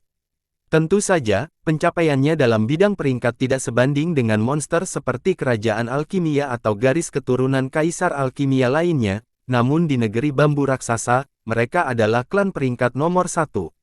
King Yu tidak mempermalukan pendidikan mulianya karena dia cukup berbakat dalam dao bersejarah. Meskipun usianya masih muda, dia sudah menjadi alchemy Grandmaster. Seorang alkemis generasi sebelumnya menilai, dalam waktu kurang dari 2 tahun, dia akan menjadi seorang alkemis yang mendalam. Sungguh, cemerlang menjadi seorang Grandmaster di usia yang begitu muda, jadi inilah mengapa King Yu disebut sebagai alkemis muda nomor 1 di negeri bambu raksasa. Kehadirannya di pesta itu dibayangi oleh ekspresi jengkel, namun karena harus menjaga hubungan dengan Nyonya Ziyan, dia tidak berani melewatinya. Seorang alkemis muda berbisik setelah menyadari ketidakpuasan yang terlihat, sepertinya King Yu sangat tidak bahagia. Yang lain menjawab, bagaimana dia bisa bahagia? Dia kini telah kehilangan posisinya. Tadinya dia akan menghadiri konferensi dan mewakili Giant Bambu, tapi sekarang dia tidak melakukan apa-apa. Beberapa alkemis lain yang lulus tes pendahuluan merasa lega setelah melihat King Yu kehilangan posisinya juga. Bahkan orang nomor 1 di negara itu pun tersingkir, jadi tidak ada lagi yang bisa mereka lakukan. Seseorang bertanya, siapakah alkemis yang akan mewakili bambu raksasa? Jika King Yu tersingkir juga, bisakah negara menemukan alkemis yang lebih unggul darinya? Seorang alkemis muda yang berpengetahuan luas berkata, itu adalah seseorang bernama Li Qiye. Latar belakangnya tidak diketahui, tapi kudengar dia sangat murah hati dan membuang-buang uang seperti sampah. Banyak dari mereka yang belum pernah mendengar tentang Li Qiye sehingga mereka bertanya dengan rasa ingin tahu, siapa sebenarnya Li Qiye ini? Mungkinkah dia jauh lebih baik dari King Yu? Orang luar tidak mengetahui asal-muasal Li Qiye maupun alasan negeri bambu raksasa begitu menghargainya. Setelah memilih Li Qiye, mereka mengeluarkan King Yu dari daftar bahkan tanpa memberi kesempatan untuk menjadi cadangan. Meskipun dia menerima sambutan meriah dari negeri bambu raksasa setelah memasuki taman sertifikasi, dia masih merasa sangat kesal. Dia seharusnya menghadiri konferensi untuk negara ini sudah menjadi kesepakatan. Dia penuh ambisi dan ingin menunjukkan keahliannya dalam konferensi untuk menjadi terkenal di dunia. Namun, masalah ini tiba-tiba berubah ketika seorang penyabot melompat entah dari mana untuk mencuri kursinya. Dia bahkan kehilangan kesempatan untuk menjadi bagian dari cagar alam. Jika tempatnya dicuri oleh seorang alkemis terkenal seperti 4 keajaiban, maka King Yu tidak akan mengeluh. Namun, Li Qiye, yang mencuri tempatnya, adalah seorang alkemis yang belum pernah mendengar kata-kata sebelumnya. Bagaimana mungkin King Yu, yang oleh orang-orang disebut sebagai alkemis nomor 1 di bambu raksasa, bisa bahagia ketika tidak ada seorang pun yang mencuri tempatnya? Dia tidak berani mengungkapkan kemarahannya di depan Raja Iblis Ziyan, tapi ekspresinya mengatakan itu semua. Huangfu bangsawan muda telah tiba. Sebuah pesan datang dari luar pintu dan terdengar di seberang taman. Setelah mendengar pesan ini, banyak alkemis bergidik dan kembali untuk melihat pintu masuk. Beberapa dari mereka berbisik, bahkan bangsawan muda pertama dari klan Huangfu ada di sini. Banyak dari hati mereka berdebar sekali. Bahkan para alkemis yang lebih sombong pun harus menundukkan kepala mereka saat ini dan melepaskan harga diri mereka. Kami sangat beruntung bisa menghadiri pesta bersama Huangfu Hao. Sekelompok alkemis berkata dengan riang. Huangfu Hao sangat terkenal di dunia alkimia dan bahkan di seluruh dunia pengobatan batu. Dia tidak hanya jenius dalam memecahkan tetapi juga ahli dalam dao meyakinkan. Sebagai bangsawan muda pertama dari klan Huangfu, dia tidak mengecewakan masa kecilnya karena dia sudah menjadi raja surgawi di usianya yang masih muda. Meskipun era yang menampilkan dao telah berakhir, masih sangat menakjubkan untuk mencapai ranah ini dan menunjukkan bakatnya yang terpuji. Namun, pencapaian yang paling banyak dibicarakan bukanlah kemahirannya, melainkan keahliannya dalam bidang keahlian. Di dunia ini, beberapa orang pernah berkata bahwa jika Huangfu Hao tidak menghabiskan begitu banyak usaha untuk menjaganya, maka dia akan memiliki kesempatan untuk menjadi bagian dari 4 keajaiban yang menakjubkan.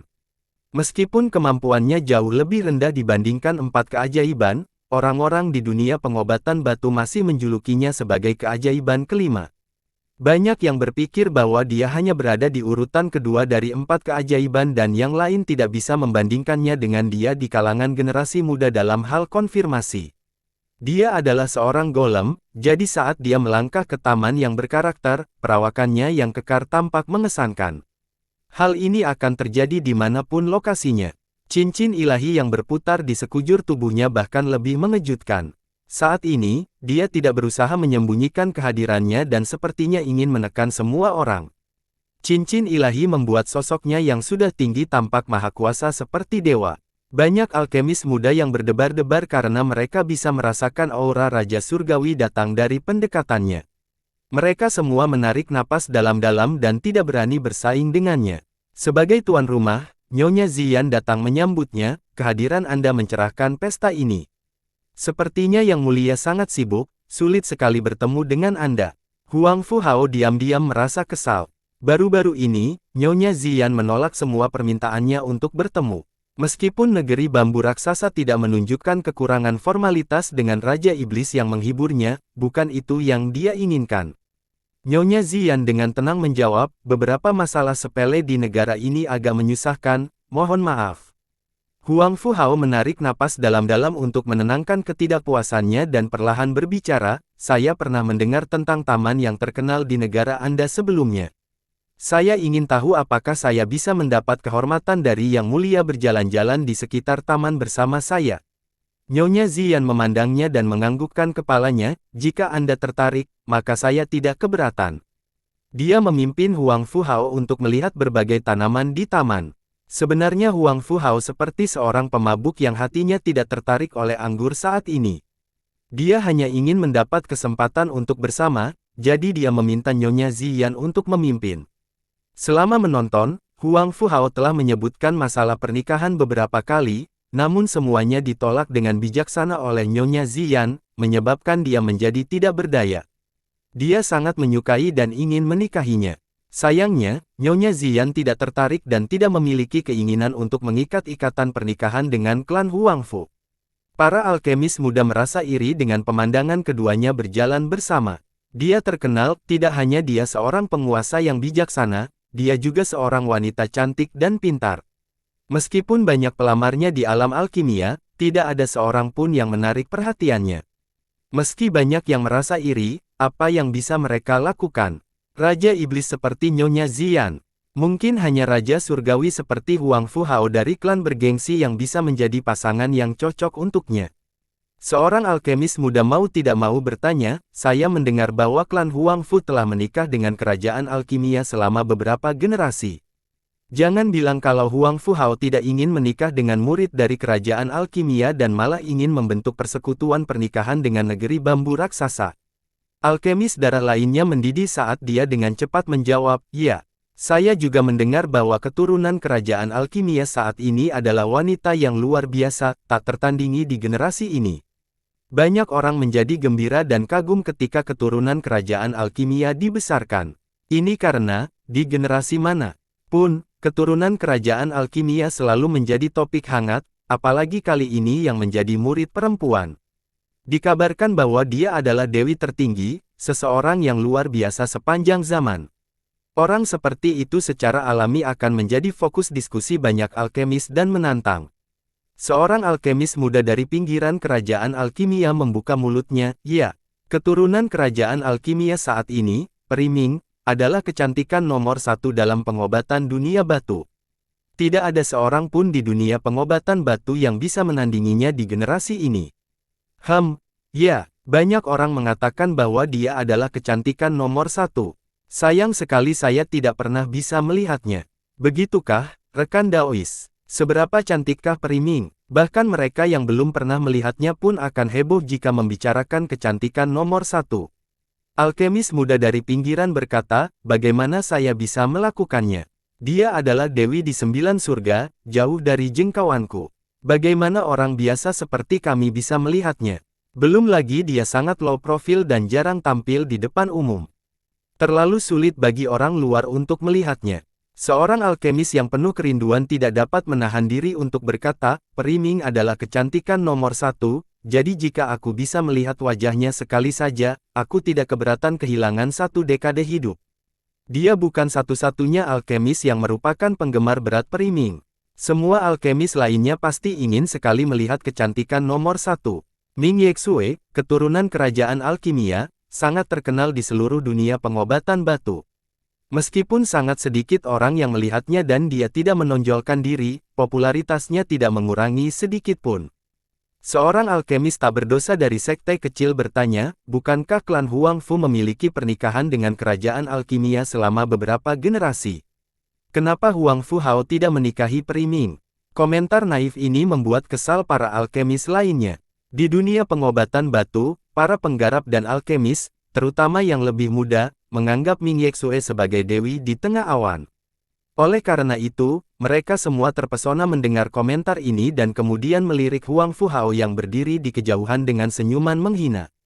Mereka tidak berani menjawab pertanyaan ini di depan Huangfu Hao. Tentu saja, mereka menunggunya pergi jauh sebelum menunjukkan rasa jelek mereka. Salah satu dari mereka mencibir dengan suara rendah, bagaimana mungkin? Klan Huangfu tidak layak untuk kerajaan alkimia. Bab novel baru diterbitkan pada. Ini memang tidak mungkin. Meskipun klan Huangfu memiliki perkawinan dengan kerajaan selama beberapa generasi, hal ini terbatas pada tingkat regional. Sedangkan cabang utama atau keluarga kerajaan-kerajaan alkimia, tidak memerlukan aliansi pernikahan untuk mengkonsolidasikan posisi mereka. Salah satu alkemis yang memiliki pengetahuan tentang kerajaan menjawab, klan Huangfu tidak memiliki peluang untuk menikah dengan cabang langsung kerajaan. Belum lagi laki-laki dari klan Huangfu yang ingin menikah dengan murid perempuan langsung dari kerajaan, sudah sangat sulit bagi putri utama mereka untuk menikah dengan murid laki-laki langsung. Ini masuk akal. Para alkemis muda lainnya menganggukkan kepala setelah mendengar penjelasan ini.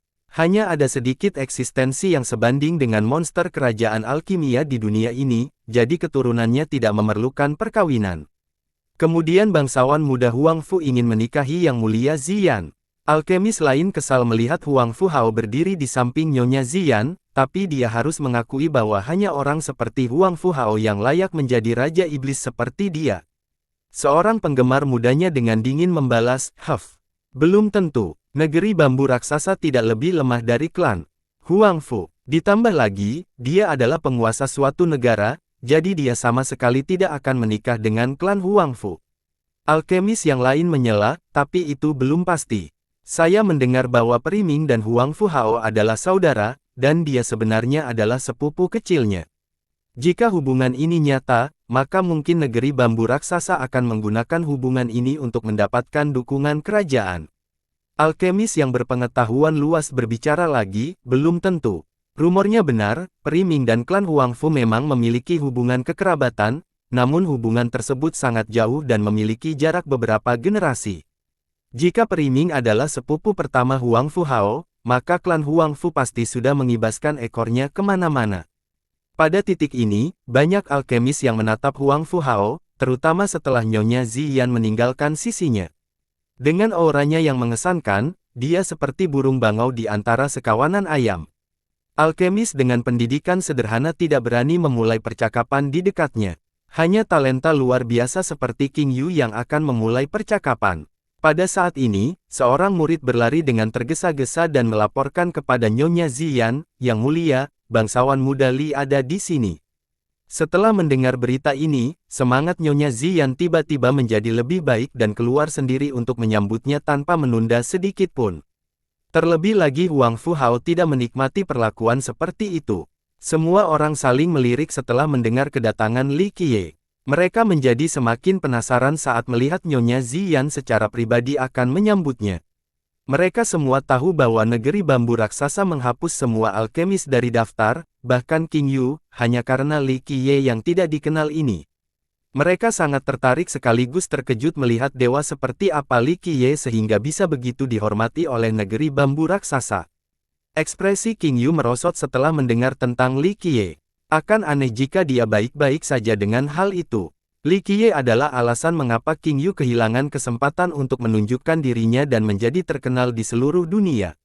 Jika diberi kesempatan, dia tidak akan keberatan membunuh siapapun ini, Li Qiye. Pada saat yang sama, menyatukan mata Huang Fuhao menjadi dingin dengan kilatan cahaya yang mirip dengan jarum. Dia memiliki ekspresi ini karena perlakuannya pun lebih rendah. Sebagai bangsawan muda pertama dari klan Huangfu, kebangsawanannya tidak diragukan lagi, namun Nyonya Ziyan tidak pergi ke pintu untuk menyambutnya. Sayangnya, hal ini masih wajar karena Nyonya Ziyan berada pada posisi tertinggi sebagai penguasa suatu negara dan Raja Surgawi. Wajar karenanya untuk tidak menyapa Huang Fuhao secara pribadi. Tapi sekarang, Li Qiye yang bukan siapa-siapa ini menikmati tindakan besar ini, menyebabkan Huang Fuhao semakin membenci Li Qiye. Lebih penting lagi, telah terjadi perseteruan antara keduanya. Kembali ke lapangan golem, Huang Fuhao ingin membeli kuali surgawi dari Kaisar Alkimia 100 rumput. Dengan susah payah, dia berhasil meyakinkan Jian Wushuang dan harus membayar harga selangit.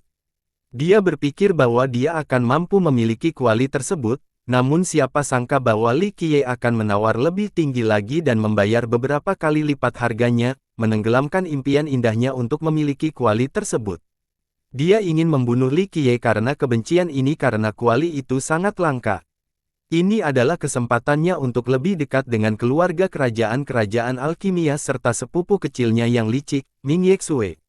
Namun, campur tangan tak terduga dari Li Qiye membuatnya kehilangan semua harapan akan hal ini. Li Qiye memasuki taman dengan Nyonya Ziyan sebagai pengawalnya. Dia menarik napas dalam-dalam untuk merasakan energi murni duniawi dari taman sertifikasi. Mau tak mau dia sedikit menjadi sentimental begitu dia menginjakkan kaki di tanah yang dikenalnya ini karena dia merasakan hubungan yang intim dengannya. Seolah-olah tempat ini memiliki jantung yang berdebar kencang dan tetap sama sejak terakhir kali dia berkunjung. Nyonya Ziyan, yang berperan sebagai pengawal, sangat penuh perhatian. Ini adalah kebun obat bambu raksasa kami yang berisi beberapa obat roh. Keterampilan alkemis kita terbatas, jadi saya harap bangsawan muda Li dapat mengajari kita satu atau dua hal. Dia tidak hanya membimbingnya melihat setiap tanaman, dia juga memperkenalkannya dengan sangat hati-hati. Tujuannya adalah membawa ke seluruh taman dan berharap dia bisa memberi mereka beberapa petunjuk. Selama dia bersedia berangkat dengan sedikit ilmunya, negara akan mendapat banyak manfaat darinya. Kepeduliannya, kesabarannya, perhatiannya, dan semangatnya sebagai pemandu membuat semua penonton iri. Huang Fuhao tidak mendapatkan tingkat perlakuan yang hampir sama. Orang-orang sekarang menyadari bahwa sebelumnya, Nyonya Ziyan hanya ditugaskan sebagai tuan rumah ketika dia mengajak Huang Fuhao berkeliling. Sikapnya benar-benar berbeda saat dia mengajak Li Qiye berkeliling, jelas bahwa dia sepenuhnya didorong oleh keinginan yang tulus. Namun, para alkemis muda itu sangat kecewa setelah melihat Li Qiye. Semua orang di sini tahu bahwa mereka dihapus dari daftar karena Li Qiye. Sebelum mereka melihat wajahnya, mereka semua mengira dia adalah karakter yang agung dan tak tersentuh. Namun ternyata Li Qiye hanyalah manusia biasa, seorang junior yang tidak mencolok. Mereka diam-diam memandangnya dengan cibiran, mengapa negeri bambu raksasa menghargai Li Qiye ini? Mungkinkah dia sangat berbakat dalam penyempurnaan pil? Keraguan ini dapat dipahami karena setiap alkemis dengan prestasi tertentu akan memiliki penampilan yang berbeda. Bisa jadi karena aroma herbal yang manis atau sesuatu yang istimewa darinya. Namun, tidak ada yang istimewa dari Li Qiye di luar asal-usulnya, ras manusia. Seorang alkemis telah mendengar rumor tertentu dan berkata, saya mendengar bahwa dia mengeluarkan cukup uang untuk menakut-nakuti orang sampai mati.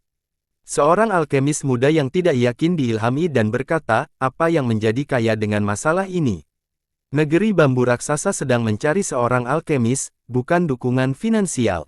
Beberapa dari mereka mempunyai keinginan untuk menantang Li Qiye.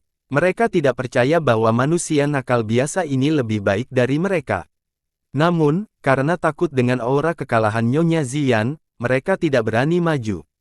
Orang lain mungkin takut, tapi ini tidak berarti King Yu takut. Dia berkenalan setelah melihat Nyonya menemani Li Qiye sepanjang waktu. Dia merasa kesal selama ini setelah digantikan oleh Li Qiye meskipun dia adalah alkemis muda nomor 1 di negaranya. Dia merasa sangat dihina setelah melihat Nyonya Ziyan memperlakukan siapapun ini dengan tingkat kesopanan tertinggi. Perbedaan perlakuan ini sangat menjadikannya jengkel, jadi dia ingin melampiaskannya pada Li Qiye. Dia berjalan mendekat lalu membungkuk ke arah Nyonya Ziyan sebelum langsung bertanya pada Li Qiye, "Kamu adalah Li Qiye, kan?" Jelas bagi semua orang bahwa King Yu ingin menimbulkan masalah dengan sikap agresifnya. Nyonya Ziyan hanya bisa meringis. Sementara itu, para alkemis lainnya menjadi lebih bersemangat. Banyak dari mereka sudah tidak senang dengan Li Qiye, tapi karena takut pada Nyonya Ziyan, tidak ada yang mau melakukan apapun. Jadi sekarang, mereka sangat senang melihat King Yu memprovokasi dia. Namun, Li Qiye tidak repot-repot melihat ke arah King Yu yang ingin menimbulkan masalah dan terus menatap obat-obatan roh dengan acuh tak acuh. Sikap ini membuat King Yu semakin marah. Siapa dia? Meskipun ia tidak mengatur Huang Fu Hao, ia cukup populer di negeri bambu raksasa dan disebut sebagai alkemis muda nomor 1 di negeri bambu raksasa. Lebih jauh lagi, keahliannya menunjukkan bahwa gelar ini memang pantas diterimanya. King Yu dengan dingin berbicara, "Oh, kamu tidak punya keberanian untuk mengakui siapa dirimu." Alis Madam Ziyan berkerut saat dia berkata, "King Yu, hentikan kelancanganmu. Semua orang di taman dianggap sebagai tamu terhormat negeri bambu raksasa, jangan melampaui batas." Kata-kata Nyonya Ziyan merupakan peringatan eksplisit kepada King Yu.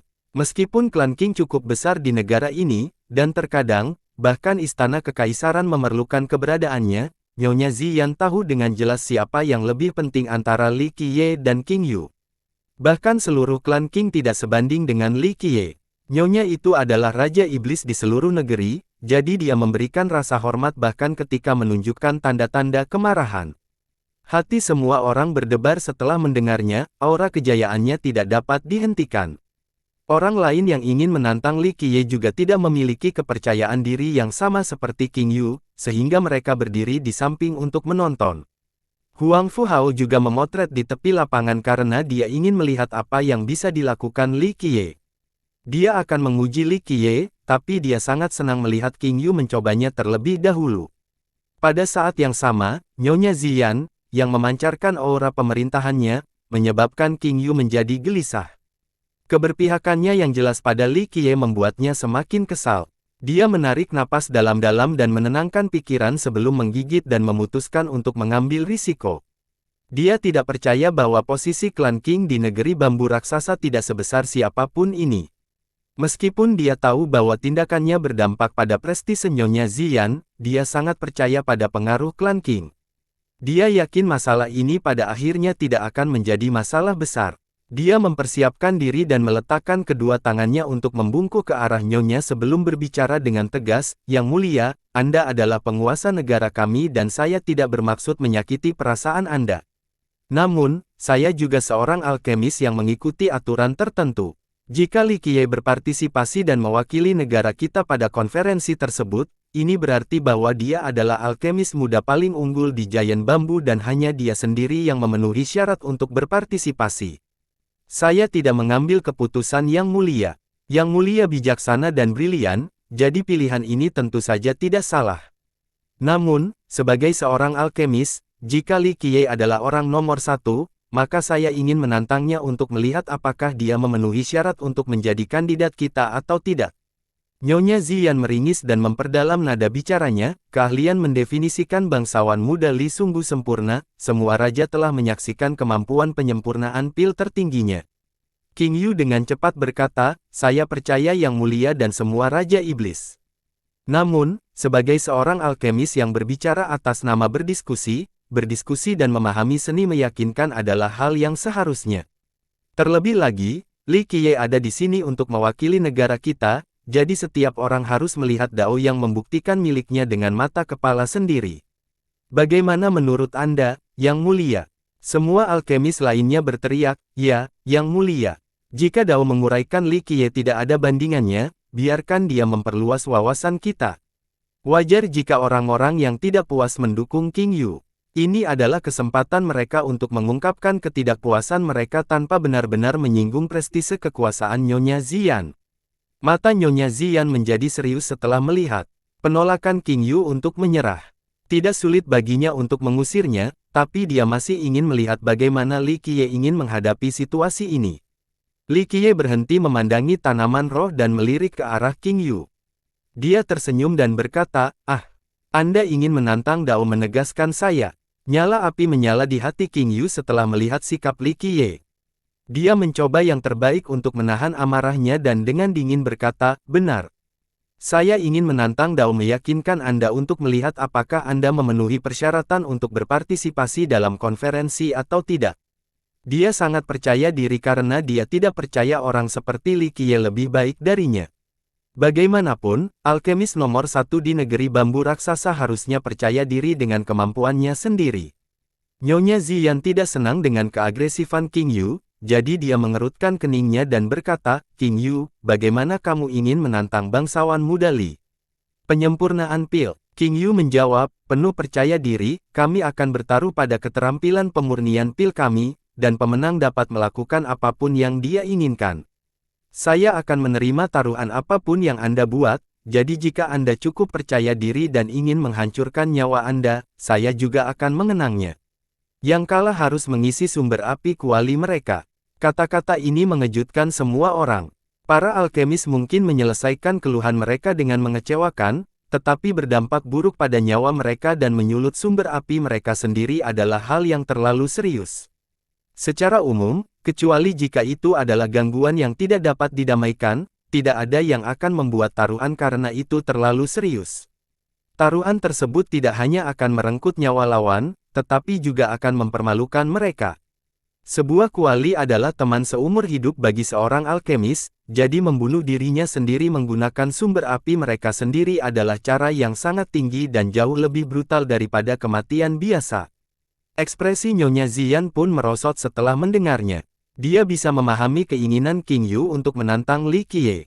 Lagi pula, dia tiba-tiba kehilangan kualifikasi untuk mewakili mereka, jadi ketidakpuasannya tidak bisa dibenarkan.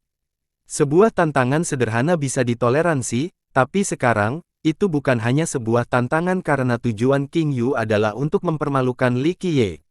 King Yu, jangan bertindak gegabah. Nyonya Ziyan meninggikan nada bicaranya, jangan menyebutkan hal ini lagi agar kamu tidak menginginkan hukuman yang berat. Bahkan tanpa sedikit kemarahan dalam suaranya, dia masih membawa prestise yang luar biasa layaknya seorang Raja Iblis. Namun, saat amarahnya tersulut, aura mulia dan kuatnya tidak dapat dihentikan dan menekan segala arah, membuat orang terengah-engah. Ekspresi King Yu sangat berubah saat aura kehancuran menyebabkan dia mundur beberapa langkah. Meskipun dia adalah alkemis muda nomor 1 di negaranya, dia masih tidak bisa menahan aura nyonya yang menyebabkan dia menjadi pucat. Dia tidak sengaja ingin menekan King Yu, tapi amarahnya cukup untuk menghalanginya. Li Qiye hanya tersenyum dan tidak peduli saat dia berjalan ke depan. Orang seperti King Yu tidak layak untuk dipertimbangkan, jadi cukuplah Nyonya Ziyan mengusirnya. Li Qiye tidak ingin mengambil tindakan melawan karakter sepele seperti itu kecuali King Yu dengan bodohnya terus melompat dan berteriak di depannya. Maka, Li Qiye tidak akan keberatan merawatnya secara pribadi. Para alkemis muda lainnya tidak berani mengatakan apapun lagi karena aura kekuasaan Nyonya Ziyan tidak dapat disangkal lagi. Mereka tidak menggunakan King Yu, jadi bagaimana mereka bisa menantang auranya? Huang Fuhao menjadi kecewa karena dia ingin melihat kemampuan Li Qiye. Siapakah sangka King Yu yang akan segera ditangani oleh Nyonya Ziyan? Kembali ke Golem Square, dia melihat dengan matanya sendiri pembelanjaan Li Qiye yang murah hati dan sikapnya yang sangat arogan. Dia ingin melihat orang seperti apa junior manusia bernama Li Qiye ini. Sebagai bangsawan muda pertama klan Huang Fuhao tidak pernah takut pada siapapun. Dia masih ingin mempelajari lebih lanjut tentang Li Qiye. Jika Li Qiye tidak memiliki dukungan, maka dia hanyalah seekor ikan di talenan di mata Huang Fuhao. Li Qiye pergi ke ladang lain dan terkejut melihat obat roh tertentu di sini, bunga bintang yang tidak menyenangkan. Ladang ini hanya memiliki satu bunga besar seukuran permukaan meja. Penampilannya seperti bintang dengan kelopaknya yang berkedip-kedip mirip cahaya bintang. Bunga besar itu memiliki begitu banyak lapisan kelopak sehingga putiknya tidak terlihat. Di tengahnya terdapat kegelapan yang menyerupai lubang hitam. Bunganya memang sangat cerah dan indah, namun jangan terkecoh dengan penampilan bunga ini. Namanya adalah bunga bintang yang tidak menyenangkan. Di luar penampilan seperti bintang, kata terpenting dalam namanya adalah ominous. Itu pastinya kejam dan akan menangkap semua keberadaan yang dekat dengannya, tidak hanya hewan, bahkan tumbuhan roh lainnya pun akan dimakan. Oleh karena itu, petak tempat tumbuhnya bunga ini tidak ada tanaman lain. Semakin tua, semakin kuat jadinya. Setelah mencapai level tertentu, ia bahkan bisa terbang. Bunga ini sangat jahat tetapi juga sangat langka dan berharga dengan harga yang sangat tinggi. Madam Zian menjelaskan setelah melihat ketertarikan Li Qiye pada bunga itu, kami pembelanjaan beberapa tahun yang lalu dari sebuah peletangan. Saat ini, ia masih berupa bibit, namun sudah cukup ganas. Li Qiye hanya melirik sekilas ke arah bunga itu dan menganggukkan kepalanya tanda setuju, bunga itu tumbuh dengan baik, nampaknya alkemismu punya sedikit keahlian. Orang lain akan berpikir bahwa Li Qiye sombong tanpa teman setelah mendengar ini. Istana kekuasaan memiliki banyak alkemis, namun Li Qiye mengutarakan seolah-olah mereka tidak layak untuk disebutkan. Nyonya Zian tidak memikirkan apapun tentang hal itu. Karena dia telah melihat keterampilan penyempurnaan pilnya secara pribadi, dia tahu dia memenuhi syarat untuk membuat pernyataan seperti itu. Namun, para alkemis lainnya sangat tidak senang, terutama King Yu yang menanggapinya dengan mengutarakan pendapatnya. Nyonya Zian tersenyum dan berkata, bangsawan muda terlalu baik. Ini hanya menunjukkan keterampilan yang tidak penting dan tidak layak untuk Anda setujui. Terlebih lagi, pihak istana tidak bisa menerima semua pujian atas hal ini. Sangat sulit untuk menumbuhkan bunga bintang yang tidak menyenangkan ini. Setelah menanamnya, ia akan memangsa obat-obatan roh lainnya, tidak pernah menetap. Untungnya, seorang alkemis tua dari klan King dan King Yu meneliti dan menciptakan pemupukan udara baru yang ditujukan untuk bunga ini. Dengan itu, kami bisa menenangkannya dan bunganya bisa tumbuh lebih baik. Tindakan King Yu menyebabkan ketidaksenangannya, tapi dia adalah penguasa yang bijaksana dan tidak ingin mengubur bakat yang baik, jadi dia menegaskan kontribusinya dalam masalah ini. King Yu mau tidak mau menunjukkan ekspresi puas diri setelah dipuji oleh Nyonya Zian. Ini adalah salah satu pencapaian terbesarnya karena mencampurkan pupuk merupakan ujian keterampilan. Meski tidak diramu sendiri, ia memang memberikan kontribusi besar dalam penciptaannya. Li Qiye memandangi bunga itu dan menenangkan kepalanya lalu berkata, ini hanya mengobati gejalanya dan tidak mengatasi akar masalahnya, itu hanya ilusi kesehatan. Jenis air pemupukan ini hanya dapat bertahan 2 hingga 3 tahun lagi. Setelah itu, bunganya akan menjadi lebih ganas. Jantung Nyonya Zian berdebar kencang saat mendengarnya, jadi dia langsung bertanya, apakah bangsawan muda punya cara untuk menyelamatkannya. Meskipun dia tidak memahami cara kerja masalah ini, dia sangat yakin dengan keterampilan yang ditentukan Li Qiye. Ekspresi sombong King Yu dengan cepat berubah setelah mendengar kritik Li Qiye. Li Qiye meremehkan resep unik itu sama saja dengan memprovokasi dia. Sombong sekali. King Yu dengan dingin berkata, siapapun dapat melihat bahwa bunga bintang yang tidak menyenangkan ini tumbuh dengan baik, jangan berkomentar sembarangan dan menipu orang dengan kejadian itu. Untaian pupuk unik ini adalah salah satu pencapaiannya yang paling menjijikkan, jadi dia menjadi sangat marah ketika Li Qiye berbaring. Dia sebelumnya memandang Li Qiye sebagai musuh, tapi sekarang dia menjadi lebih agresif. Awalnya, Li Qiye terlalu malas untuk merepoting dengan karakter kecil seperti King Yu, tapi semut ini melompat ke depannya lagi sehingga dia harus diberikan pelajaran. Dia tidak repot-repot melirik pria itu sambil perlahan berbicara, formula pemupukan ini hanya mengandung air suci penangkal korupsi, bahan-bahan lainnya tidak layak disebutkan. Bunganya tenang karena air ini.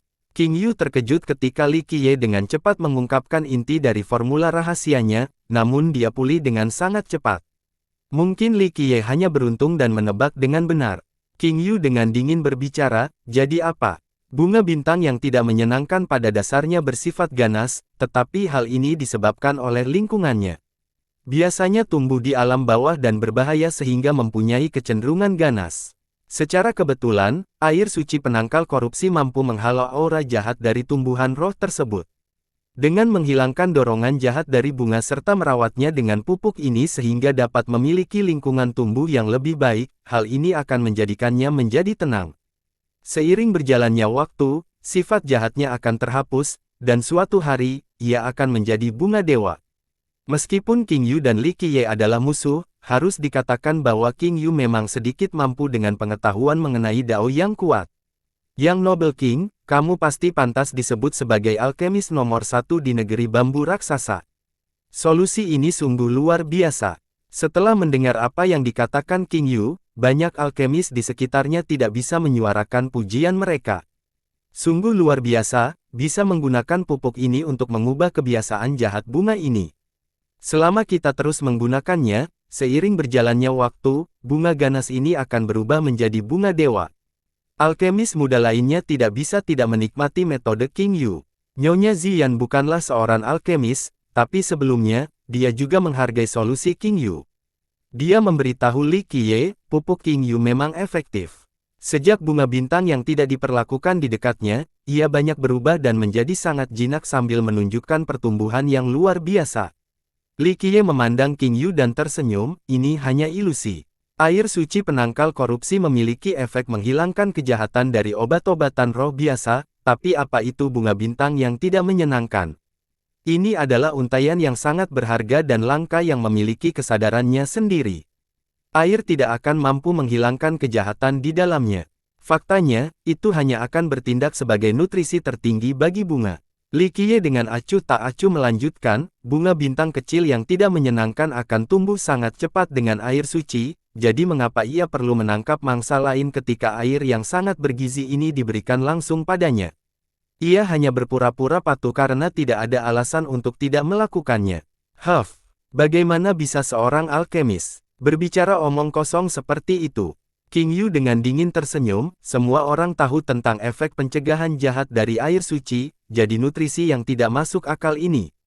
Jika nutrisinya sangat tinggi, maka itu akan digunakan oleh banyak alkemis sebagai pupuk. Huang Fu Hao menambahkan, saudara King sangat masuk akal. Saya belum pernah mendengar hal seperti itu sebelumnya. Penggunaan air suci penangkal korupsi adalah pengetahuan umum bagi semua alkemis. Menurutku, campuran spesial Brother King memiliki efek yang luar biasa. Ketika sifat jahat bunga itu hilang, ia akan berubah menjadi bunga dewa. King Yu menjadi lebih bersemangat dan bangga dan melengkungkan dadanya setelah mendengar Huang Fu Hao. Dia menatap tajam ke arah Li Qiye dengan momentum yang mendesak. Huang Fu Hao disebut sebagai ahli menggambarkan muda kelima di generasi saat ini, jadi tidak ada yang menambahkan keterampilan yang mencirikannya karena kata-katanya sangat berani.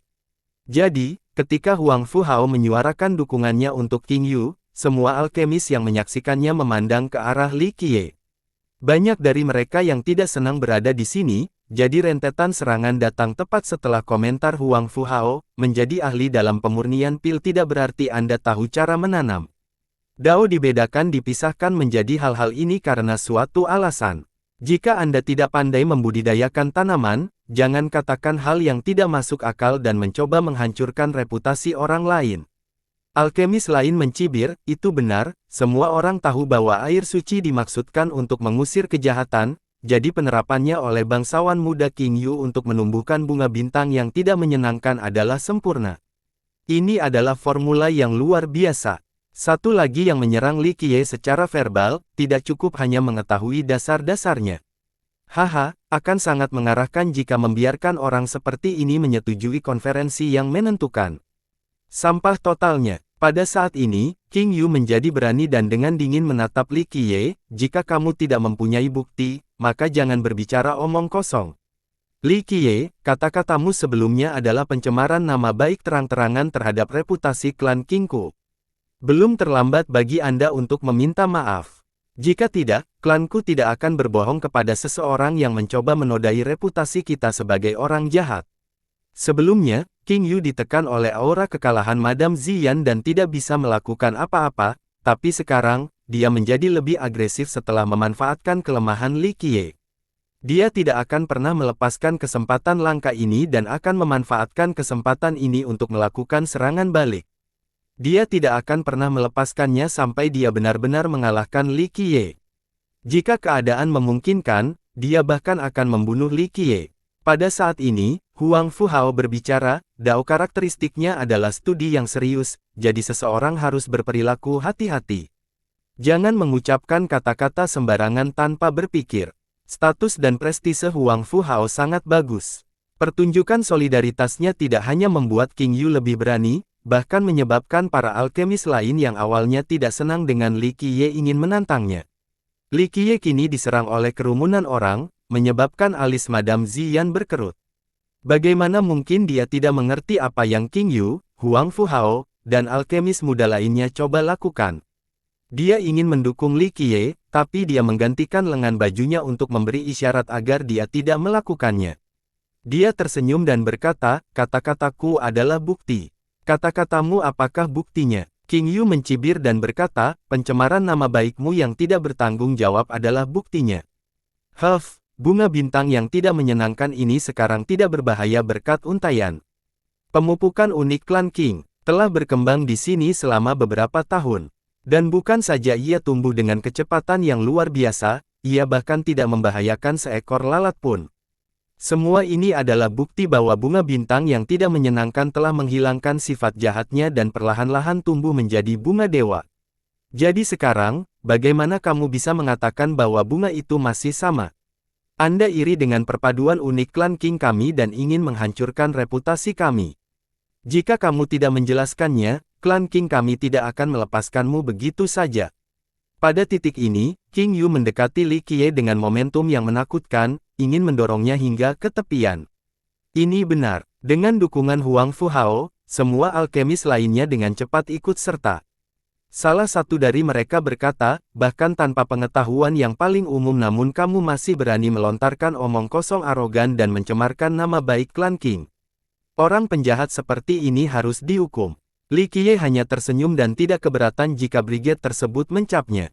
Dia bertanya, kalau begitu, kamu pasti sangat percaya diri dengan perpaduan unik klan King. King Yu menawarkan sebagai jawaban, tindakan berbicaranya lebih keras daripada kata-kata. Tidak peduli betapa liciknya kamu dengan kata-kata, kamu tidak dapat menyangkal kebenaran bahwa campuran King klan kami telah menyembuhkan bunga dari sifat jahatnya. Li Qiye perlahan menjawab, jika kamu menginginkan kebenaran, maka aku akan memberikannya padamu. Sepengetahuanku, bunga bintang yang tidak menyenangkan sangat sensitif terhadap ucapan keras. Apakah sudah berubah atau tidak, Anda bisa mencobanya. Murid mata King Yu menyempit saat melihat ke arah Li Qiye.